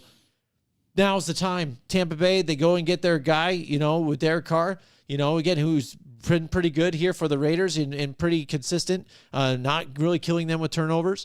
So this is probably the best team that he's probably had in a while, except for a couple of years with the Gruden here with the Raiders. Yeah, the Saints come marching in, right, with Derek Carr, and this couldn't be a more perfect fit for Carr, for the organization. And you're going to team this guy up with a very deadly and young deep threat that is Chris Olave, on top of having now returning Michael Thomas, once again, a former Pro Bowl wide receiver, a guy that is a very physical presence. And you have Juwan Johnson at tight end. You have Adam Troutman as the backup tight end. You have a lot of weapons on that field. And to be honest, this offensive line that Derek Carr is going to be getting the snap behind here is one of the best offensive lines in football. Like, they are superior to a lot of other teams in that aspect. And you have, obviously, there's a little bit of a concern right now with Kareem Hunt. Mm-hmm. Or, I mean, not Kareem Hunt. Alvin Kamara. Alvin Kamara. Mm-hmm. But that we have to wait and see how that all ends up. He's also another player that's involved in a court case and is trying to figure things out. And the team's not really sure if he's going to return right away. So, again, we bring that up, and it's like it kind of segues into free agency. And could the Saints probably, as an insurance, sign another running back? A guy that kind of fits their offense here. So, Kareem Hunt is possible there. So, I think overall the Saints offense is going to be amazing, and that's all they needed was quarterback. So defensively, they are stout already on defense. They've improved that side of the ball again this offseason. So there's no doubt in my mind that the Saints are one of the favorites for that division, if not the favorite. Donald's here on the comments. He says DJ Moore is not a wide receiver 1. Come on, Joe. He's 6 feet. Then he Doesn't says, matter it doesn't matter by height, bro. It's about production. Yeah, and then he says, Joe, if you praise Carr, I'm done. LOL. Well, you're It done. looks like you might be done, but Because I'll tell you right now, but look at the quarterbacks in that really all they division even missed. right now. At least at this point, he's a veteran with that team. They're still, again, I talk about easy bake oven ready. They're kind of done ready. In this division right now, at this point where they are, I think they're ready. You know what I mean? If you got a young quarterback, you got to fit in the mix, and make some things happen, possibly Carolina. And Atlanta did a lot of cool stuff out there. But again, if they're going all gung-ho with Ritter here, there might be a little bit of growing pains and things. So, and then, like I said, Tampa Bay, they're going to figure out a lot of weird different situations here, especially as their aging wide receivers are going to go down and they're going to want out. And things like that. So you're going to see that team start to dismantle in the next season or two. So it's going to get crazy there. So that's why I think that the Saints have the best opportunity to go in and take this division. I would say this. They have the best opportunity for sure. But the little things that Atlanta has done, I think that they're going to be a surprise team this year. They've done a tremendous job of revamping that defensive secondary. They've added some pieces there where it's going to definitely give them a better chance defensively to get after quarterbacks, to stop the passing, and then offensively. As much as I'm not a fan of Desmond Ridder as being the starter, they're going to give him a shot because they drafted him for a reason. They got to give him at least a legitimate shot to see where he truly is in his development. But the other thing that they've done a good job of is they've surrounded him with premier offensive weapons. So they have a good offensive line, and then they added all these young offensive weapons. Let's see what Atlanta can do, but it's going to be hinged on how well, obviously, Ridder performs.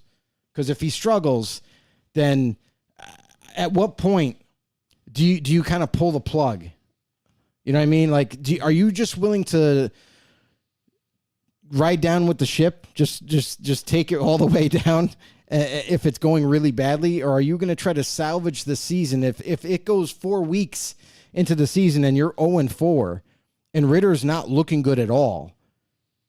You know, I mean, do you make a move? Do you sign whatever free agent is available and try to reclaim what is left of the season?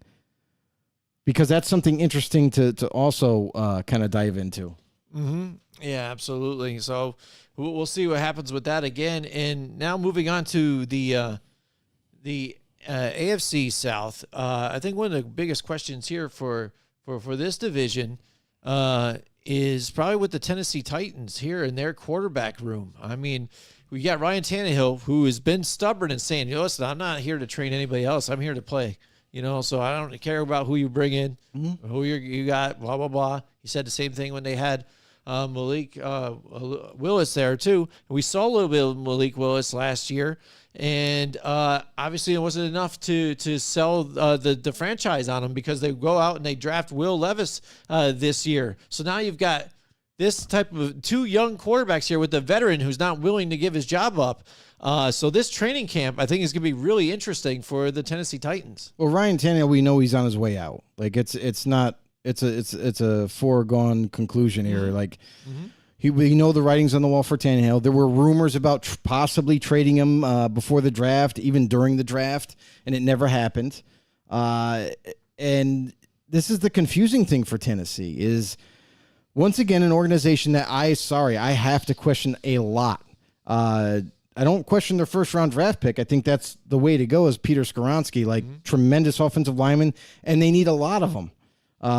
They did sign Andre Dillard, formerly of the Eagles. That's going to play left tackle for them. So you see them trying to add and kind of revamp that offensive line, but I still don't think it's enough. The right side is desperately in need. And then if that's the case, how often is your quarterback going to be standing upright? Because the one thing that you haven't done for years is you drafted A.J. Brown years ago, right? Turns out to be a stud, like just an amazing wide receiver, athlete, does it all. and you end up trading him away. When you don't have any replacements, when you don't have any depth, you drafted Treylon Burks in 22, and it's kind of the same receiver. He's a little slower, but he's still bulky and everything. But now you look at the team now, and it's like, well, if you kept A.J. Brown and you drafted Treylon Burks, okay, you're starting to build something. But you traded Brown, you drafted the same type of player, not as dynamic yet anyways, but what else is around him? Nothing.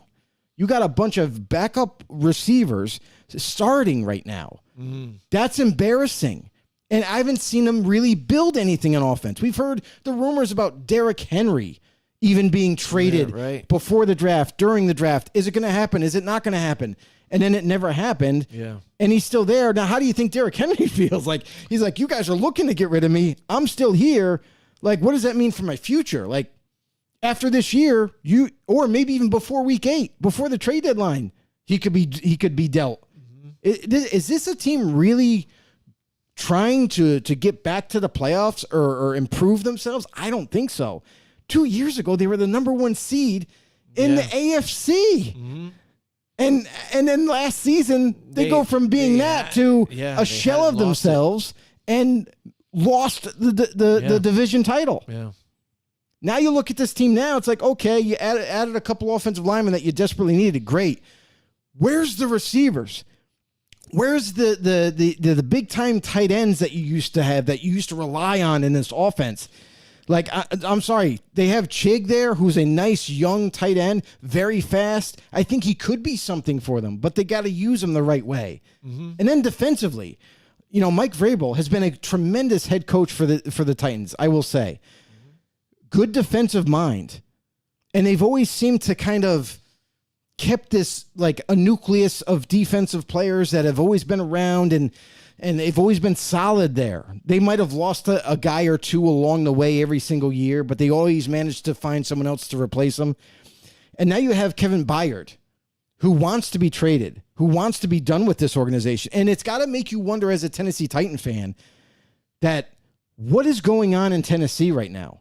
Because if you're on the outside looking in like we are, and you're looking at some of the moves that they've done, some of the moves that they haven't done, and you're like, doesn't seem like we're rebuilding. It seems like we're still the same team, or maybe worse.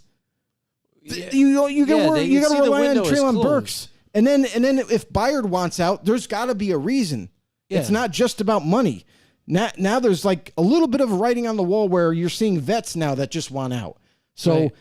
Byard wants out. He's going to be leaving the team eventually. This is his last year on his contract. And I could definitely see, maybe even before week 1, that you're going to see Byard in a different uniform. Well, yeah, I mean, and this is what I think when players, like we talk about those, they see the window closing. When you made that A.J. Brown trade, you basically said, well, the whole offense runs out of Derrick Henry, so we got him, and we're a run offense anyways. We'll just find so-and-so, plug and play, bang. What's like what other team that Mike Vrabel came from? The New England Patriots. Yeah. You know what I mean? Hey, we'll get it done. We'll plug this guy in. And we saw guys like something like that, like, Kenny Phillips and these other guys catch the ball sporadically last year. But you said we didn't know who was going to get the ball, if they did at all. And the teams in the NFL right now, they're looking to score big. Once they saw teams like the Chiefs and stuff like that able to put up points on you like that, they made changes to try and get that type of an offense too. So where if they're down a little bit, they can come right back into it. And if your main player is the running back and you're limited in time, you're not running the football. No. You need to score quick. Yep. And it ain't going to be Kenny Phillips and these other no-namer guys. You know what I mean? And this is the problem. And then the fact compounded on top of it, you're drafting quarterbacks in the first, second round. And, second round in the next one. But consecutively for 2 years in a row, that tells those other veterans that, oh, man, writing's on the wall. Windows closing. It's not even the windows closing. It's that you're investing in the quarterback position twice. 2 times back-to-back years. And they're not even... Like, it's not even like Tennessee traded up this past draft, right? And drafted one of the guys that they thought that they really loved. They settled and said, hey, we're going to wait till the second round. I think he's going to be there. And we took Will Levis. Right. Malik Willis, they signed in the third or drafted in the third round. So it's like you're not going after top tier level quarterbacks in the draft to say, okay, yeah, we're preparing for the future. When Tannehill leaves, this is our guy. We took him in the upper tier of the first round, and we're very happy with this pick. And let's go. You drafted two. Now, I'm not saying take a stab in I'm the not dark taking a and stab get at Will value, Levis. right? I'm not taking a stab at Malik Willis. But what I'm saying is the organization. It's almost like they don't have their head on straight. It's almost like they're grasping at straws in desperation to try to have some kind of spark and make something happen and force it to happen. So Will Levis, could he be the answer? Maybe. Malik Willis, this is a guy that they drafted in the third round that was the first quarterback taken that year in the draft that needed 2 to 3 years of development. He's not even getting that, and he's getting brushed off. So here you are once again in the second round. You take Will Levis. If you miss on this quarterback, if Levis does not pan out like you hope he will, then not only did you miss 2 times at quarterback, but now you've just set back your franchise 5 to 10 years because of missing out on those quarterbacks. And also your team is starting to fall apart. Your big cornerstone pieces, like a Derrick Henry, you're already trying to get rid of. And once you do that, the identity of that offense is gone. You have to recreate this offense. You have to figure something else out. So for me, Tennessee to me is still like, it's almost like a rebuild in a sense, but not actually officially announcing it yet. Mm-hmm. They're like putting it off and like, let's give it a good old try this season, guys. Tennessee's got to wake up. Mm-hmm. Bottom line, like this is not a good look for Tennessee Titan fans. They definitely can't be happy with what they've able to accomplish yet. It seems like they just keep missing the opportunities. And just 2 years ago, guys, you were the number 1 seed in the playoffs. That says something. Yeah. And you to go there and in a couple years span, now you're like, well, maybe we can win the division. Right. And they're so used to some of these other teams not being very good. You know, Houston did a lot in the offseason. We'll see what happens with them moving forward, but that's not a quick turnaround. No, they're still rebuilding. Yeah. But Jacksonville, they were able to flip the switch. You know, right. Again, they've got their franchise quarterback and Trevor Lawrence right there. Now it seems like that's starting to work together, and they've got the head coach that they needed. You know, Doug Peterson. A quarterback Colts, guru. They had their window, and now you see what's happening when you don't get your window and stuff. Now you've got a Gardner Minshew in here trying to play quarterback for a team that's been searching for a quarterback for the past, 5 seasons, 6 seasons maybe, or something like that. So they had their opportunities and just had now failed, and now look at what they're doing here. So yeah, they drafted a quarterback this year, and they're hoping that he's going to pan out. And but here's the problem: is in that situation, like the Indianapolis Colts, you are almost forced to start that rookie right away. You're almost forced to throw him into the fire. He might not be ready, but hey, we drafted him high. We got to play him. Gardner Minshew, can he be a starter? We've seen him show glimpses, but again, different offense, different personnel and everything. So at least at this point, like I don't know. Can Minshew at this point in his career, can he be the guy? Possibly. But again, with that Colts team, like this is a team that still needs help at the tackle position, that still needs help. Receivers are desperate. This is like kind of like Tennessee in a sense, where they haven't really made a strong emphasis on addressing that receiving core, on addressing that right tackle spot, on addressing an upgrade at tight end. All those things. Jonathan Taylor, like he got hurt last year. Okay, he couldn't be a big part of he's coming back healthy. Now, it can't be just him. It can't be him and a backup type of quarterback. It's got to be, you got to shake some things up here. You got to do something. And so for Colts fans, they might be happy with where they're at defensively, but offense is just, if you can't put points on the board, what can you do? You're not going to be able to get a lot of wins that way. Absolutely. Let's move to the AFC West now. Again, I don't think we have any questions for the Chiefs or anything like that. We've talked about the Raiders a few different times. I think for me, it's the Denver Broncos here to ask a question about, and it's only got to be the fact that they invested that money instantly without knowing what they were getting there with Russell Wilson. Yeah. And everybody was happy and excited. Look at the weapons he got and all this other stuff.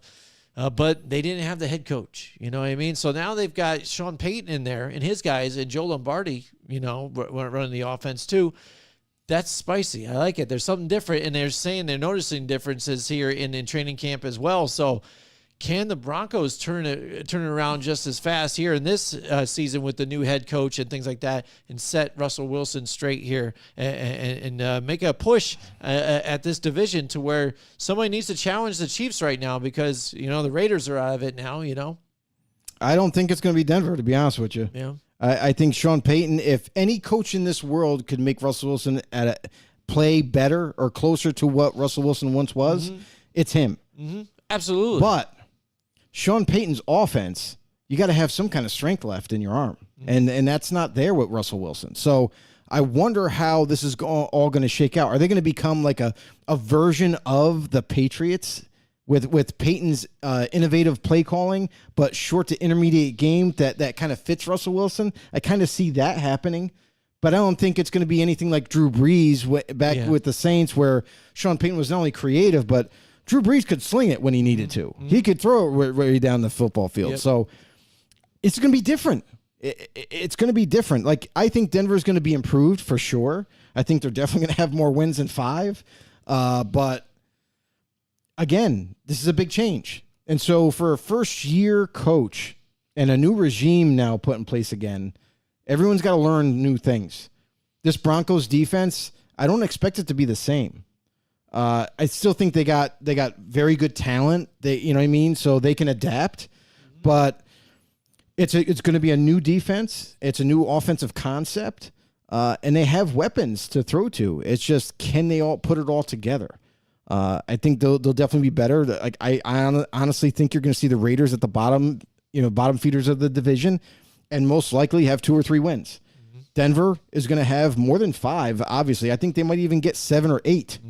But as far as them competing with the likes of the Chargers, the likes of the Chiefs, I don't think they're at that level just yet. Maybe 2 years later, maybe like after this season into the next season, when they have like a whole year together, then they'll take a big jump. But as of right now, I think they're still gonna do what they can, and they're gonna compete. Definitely going to compete. But I think as long as the Chargers and Chiefs are the teams that they are right now, I don't see anybody in the AFC West touching them.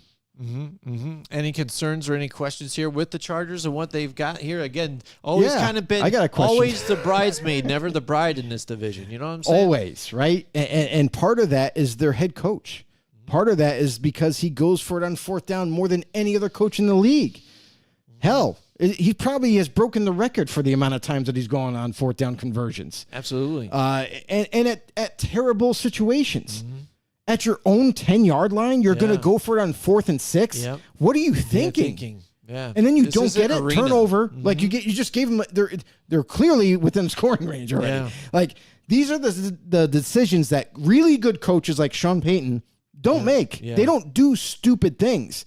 And you could say, oh, well, there was this one time that he went for it, both 4th down conversions. We got them both and we scored. Great, but that's not guaranteed. And when you're doing it in critical game situations where this could dictate you win or lose, I'm sorry, I'm going to take the high percentage. Yeah.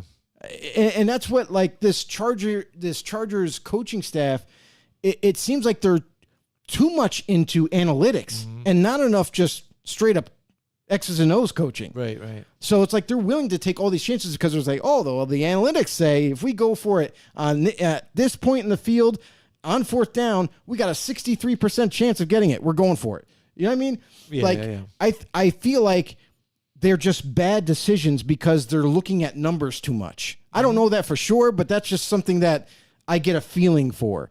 And that, to me, is the only thing that's holding the Chargers back. Right. Is because they could have easily put away the Raiders and made the playoffs. And instead, he went for it on 4th down in his own territory and turned the ball over and gave the Raiders the score to go ahead. And that ended up being the final. They lost because of that decision. Yep. So for me, it's the head coach. He's got to get away more from that fourth down conversion, go mentality, and start to like look for it in terms of game situations. If your offense is just rolling through a defense and you're at their 30 and you want to go for it on fourth down, go ahead. I don't got no problems with that.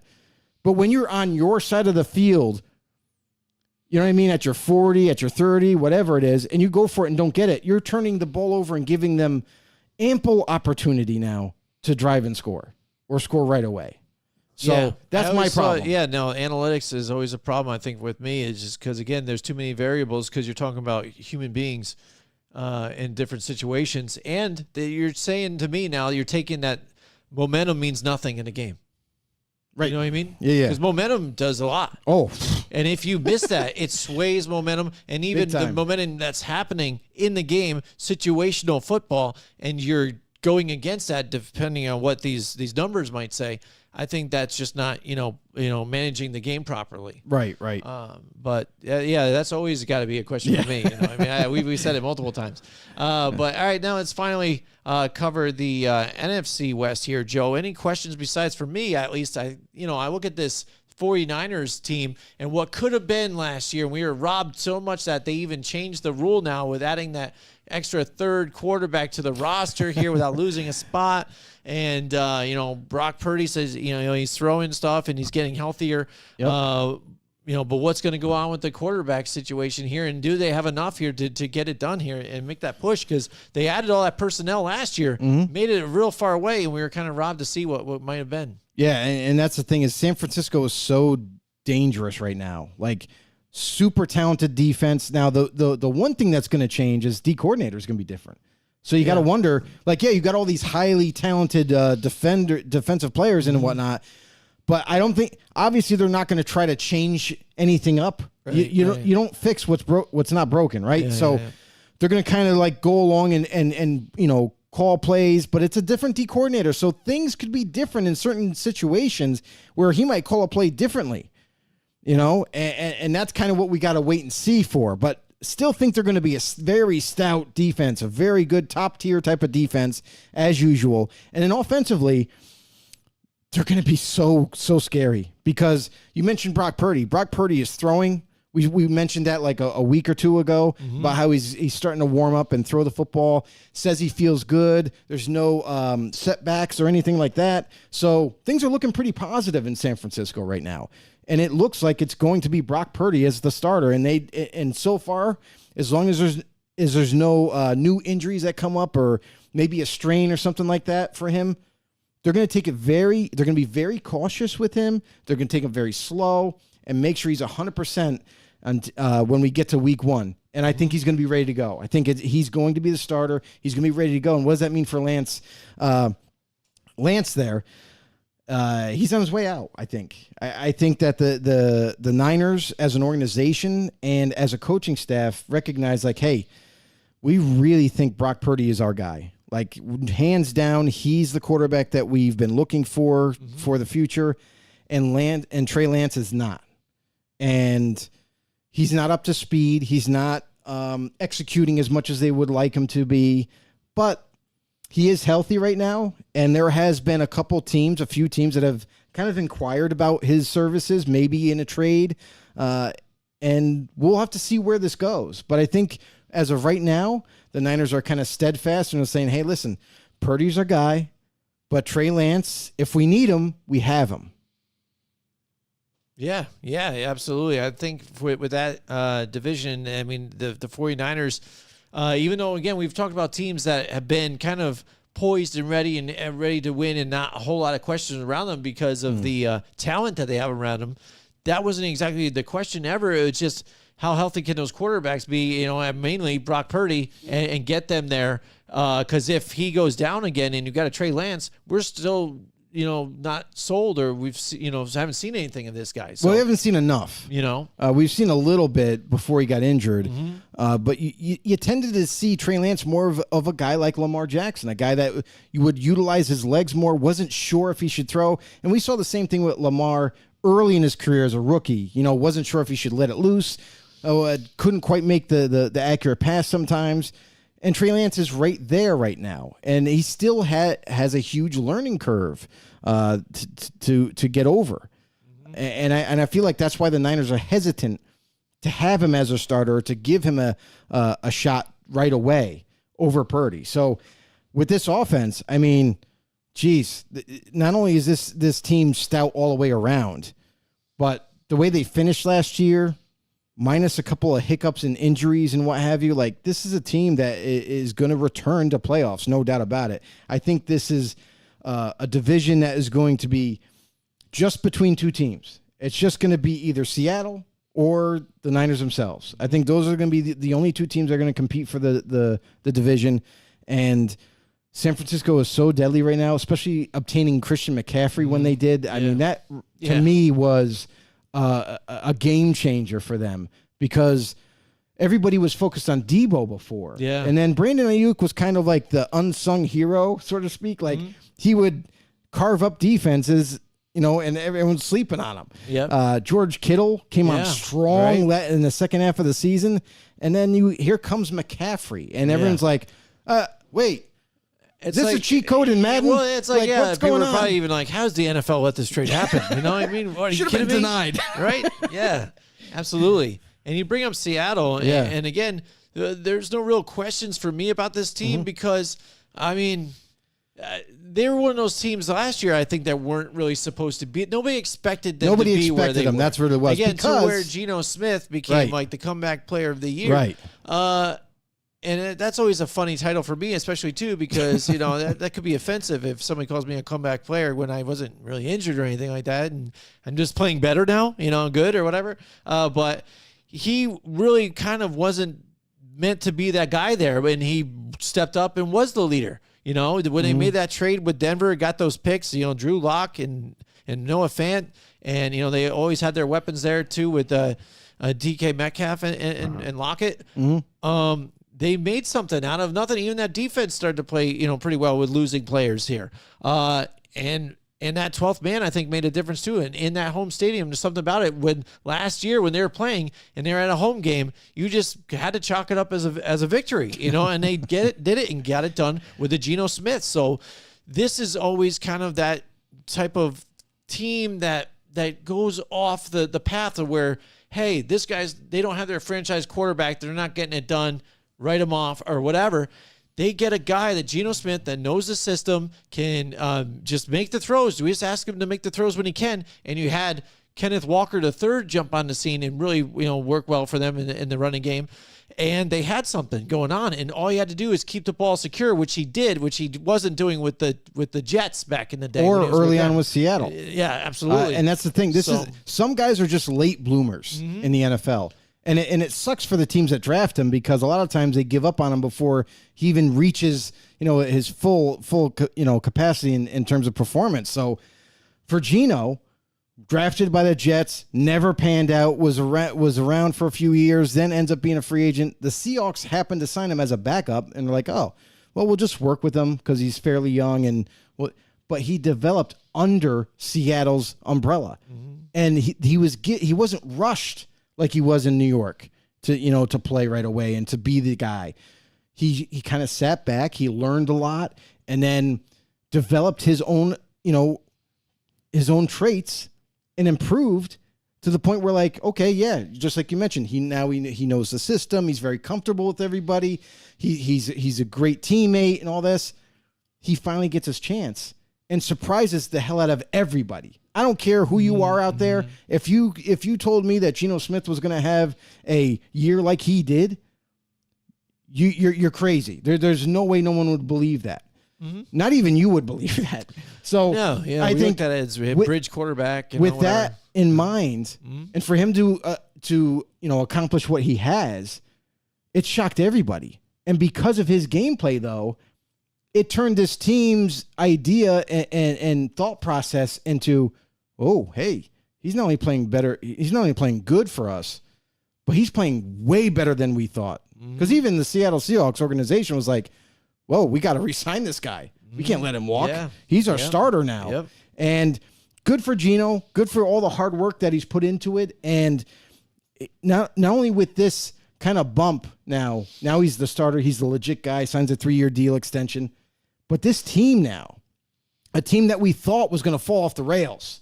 We thought that, okay, they're going to have to try to find a quarterback eventually. So they're going to kind of scale back. We've also heard slight rumors of DK Metcalf maybe wanting to be traded. You know what I mean? All these different things. Yep. And here they are, playoff caliber team, very young on offense, on defense, and they just add more studs after the draft too. Yep. Like, this is a team that is not only, they didn't even do a rebuild. They just retooled. Just retooled quick. And just like that. with draft picks that they hit on all of them, and some free agents that they managed to obtain.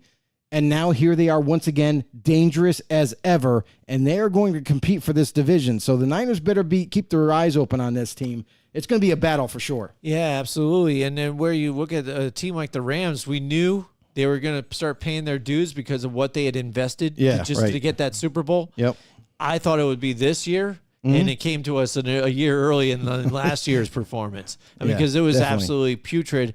And to where now, again, you have – a guy like Matthew Stafford, and Cooper Kupp now just reworked his contract to get another guy signed and in there, but they are not going to be very competitive again, and they started losing more stars as they were going on, and now having to pay their dues again, not having the draft picks, invested all that time and money in some of these other veteran players to get that Super Bowl championship, and now taking a downward turn. And I'm really quite honestly surprised that Sean McVay decided to come back.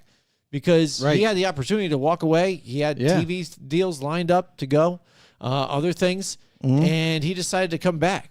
Yeah, a lot of people thought that, and it was being heavily reported too, that they're like, oh, be prepared. He's probably going to take a year off at least. Take a year off, come back to the NFL, and who knows? Maybe he was even contemplating, he's like, hey, maybe I should jump off the boat now and kind of reassess, do whatever I got to do outside of football, and then come back to football because he's still so young. Yeah. He could definitely come back and head coach for someone else or maybe the same team. But, man, I mean, all the changes that have taken place up to this point, like you mentioned, the departure of a lot of players because we knew that was going to happen to this point where they are still kind of rebuilding in a sense because they've lost so much talent. Now it's trying to replace the talent with no draft picks, with lack of money to sign players, and it's really hindered them. So it's like this Rams team, we saw this coming, and we knew it was going to happen, but when you see a team like win a Super Bowl, you're like, they'll be fine. They'll figure it out. Like, they shouldn't be too hurt after they lose this player or that player. But, man, did they fall off way fast. So, for the Rams, like, again, they're going to compete. They're going to do what they can. But, honestly, like, there's no chance. They have no chance in this division. Mm-hmm. Absolutely. So, I mean, do you have any more questions to ask out there? How about you guys in the chat? I appreciate you guys out there that have been hanging out with us. Yeah. Donald, it's good seeing you again. It's been he's long done. time He's been done. He's been done since you praised we Carr. talked about the Saints. And then I even praised Carr too on top of it. So he was probably twice. I got done. one other question. What's up? I got a question about the Cardinals. Okay. And I want to ask. I wish I could ask the organization this question because was it worth it? And the reason why I ask that is, was it worth getting rid of Cliff Kingsbury and staying with Kyler Murray? Yeah. Because we've heard of a lot of articles come out. We've heard a lot of rumors about Arizona and how they're a little unstable. They chose Kyler Murray over Cliff Kingsbury. And we've also heard that Kyler Murray is a little bit of a diva, is toxic even in the locker room. Mm-hmm. If these reports and rumors are true, you chose a out of control player. Mm-hmm. Yes, he's a quarterback. I get it. He's okay. It's tough to give that up, but I'm not saying give up on him, but maybe you should have forced him to listen. And now you move on. You got a new coaching staff now, all new again. Everybody's got to learn. Not everybody's going to stay. We've also know that Arizona is in desperate need of offensive line help. A lot of guys retired on that offensive line this past offseason. So I'm not sure. Was it really worth moving on from your head coach and the staff that you had because of Kyler Murray? Or is it going to be kind of like it's just going to be a record playing over and over in Arizona? Because as long as Kyler Murray's there, we've also seen him not be the elite quarterback that they drafted. They were hoping that they were getting a guy that could do everything, has tremendous mobility, has the arm, has accuracy. Well, sometimes his accuracy isn't there. And now on top of that, if he does in fact have a bad attitude towards the organization or towards certain players or coaches, whatever, that's not a good thing to have at that position, especially. So by choosing Kyler Murray over, let's make them work it out. Like, keep the same coaching staff, make them work it out. This is all, everybody knows each other. But now they're also moving on from Hopkins. You know, now there's no more Hopkins factor. That was his favorite target. Who's going to step up? Hollywood Brown? Marquise Brown? Yeah. Are you kidding me? He's not Hopkins at all. So now Murray's got to find a new favorite. Murray's got to probably do a lot more. He's going to have a lot more pressure on him. So I just want to know from Arizona, was it worth it? Yeah. And that's the thing. You saw last year, too, where it was an opportunity for them to move forward, because the season before you saw them make the playoffs and you saw Kyler Murray go off into a shell, and get pressured and make a lot of mistakes and not really take a lot of the blame, I think, for it as well. No, he didn't in the presser. And then last year, hardly played. He was injured. Yeah. And then everyone's blaming Cliff Kingsbury. Well, how come we're not doing good? What do you want the guy to do? He doesn't even have a starting quarterback. Yeah, absolutely. And that's the thing. And they've always said they only go as far as what Kyler Murray can take him to and stuff. And he hasn't done a whole lot. And like you said, now the injury thing. So now you look at his body, you're like, oh, does he have the frame to take the hits and things like that? And it was so bad that the organization that the GM even just resigned too, with things. Yeah, he had other personal confusing. situations going on, but it looked like he was in the trend of firing, but then all of a sudden he came out like, no, I'm just going to walk away. I'm resigning. Yeah. And you're right. It probably was more medical driven, you know what I mean? Because we knew that he wasn't in the best stance, in his medical life, but it's a lot of stress too at that position. So maybe that had something to do with it. So this is the best for him. Right. And again, I will say this: Steve Keim, as the GM of Arizona, did a phenomenal job. Like, I don't have anything bad to say about that guy, because he did everything in his power, whether it be signing or trading for someone, or even his draft. His draft picks were pretty good for the most part. He had a great career. Now, no more Steve Keim. So it's another big question mark with this new GM. Is he going to be able to live up to expectations at that position, or is he not going to do as well? And then this team again is going to be suffering. Right. And a Cliff Kingsbury that brought Kyler Murray in because they knew each other, knew the offense, how to make the best out of that quarterback. Yeah. And you fired him, so that obviously he couldn't get it done. So who do you expect that can do it? There's not a lot of other guys out there, and that's what you're saying. Was it worth it? We'll see. So that's it. That's the biggest questions here for this episode here. We got into it, and a little bit. Yeah, right? We're gonna have more as the training camps are gonna get started, and we're gonna see more of these things happen. The holdouts and stuff like that. See who will truly hold out and how long. Because again, they say it doesn't work in the realm for the player anymore. Because again, they start to get fined as they go and things like that. So how long can you take? It depends how much you care. Back? Yeah, I mean, really, like we've seen it work before for the player. Yeah. Actually, we've seen Le'Veon Bell for the Steelers. I'm not coming back. Nope. You're gonna have to trade me or cut me so I can go somewhere. And he stuck to his guns. I was surprised. Usually, it does not happen that way. Usually, guys buckle under the pressure. Like, hey, I don't want to pay these fines anymore. I just want my money. I'm gonna come play and finish it out and be done with it. But sometimes guys are just hard-headed enough. Yeah. And don't care about the money. And they're willing to do whatever they need to do. Yep, absolutely. So we'll follow all that throughout the camps and things. And I can't wait to get started. Yeah, absolutely. If you lasted this long, which I highly doubt, but if you did, or if you're just kind of popping in to see what's going on, Listen, we are Football on the Know, in the know, on the go with you. Anywhere you get your podcasts. Hashtag know it Spotify, iTunes, you name it. Drop a follow there. Bring us along with your daily journey.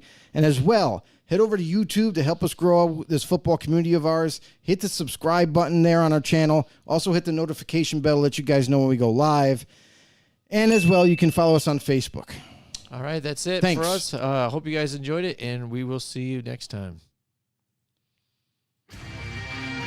Join us next week from 8 till 10 Wednesday nights for more Football on the Know with Jim and Joe.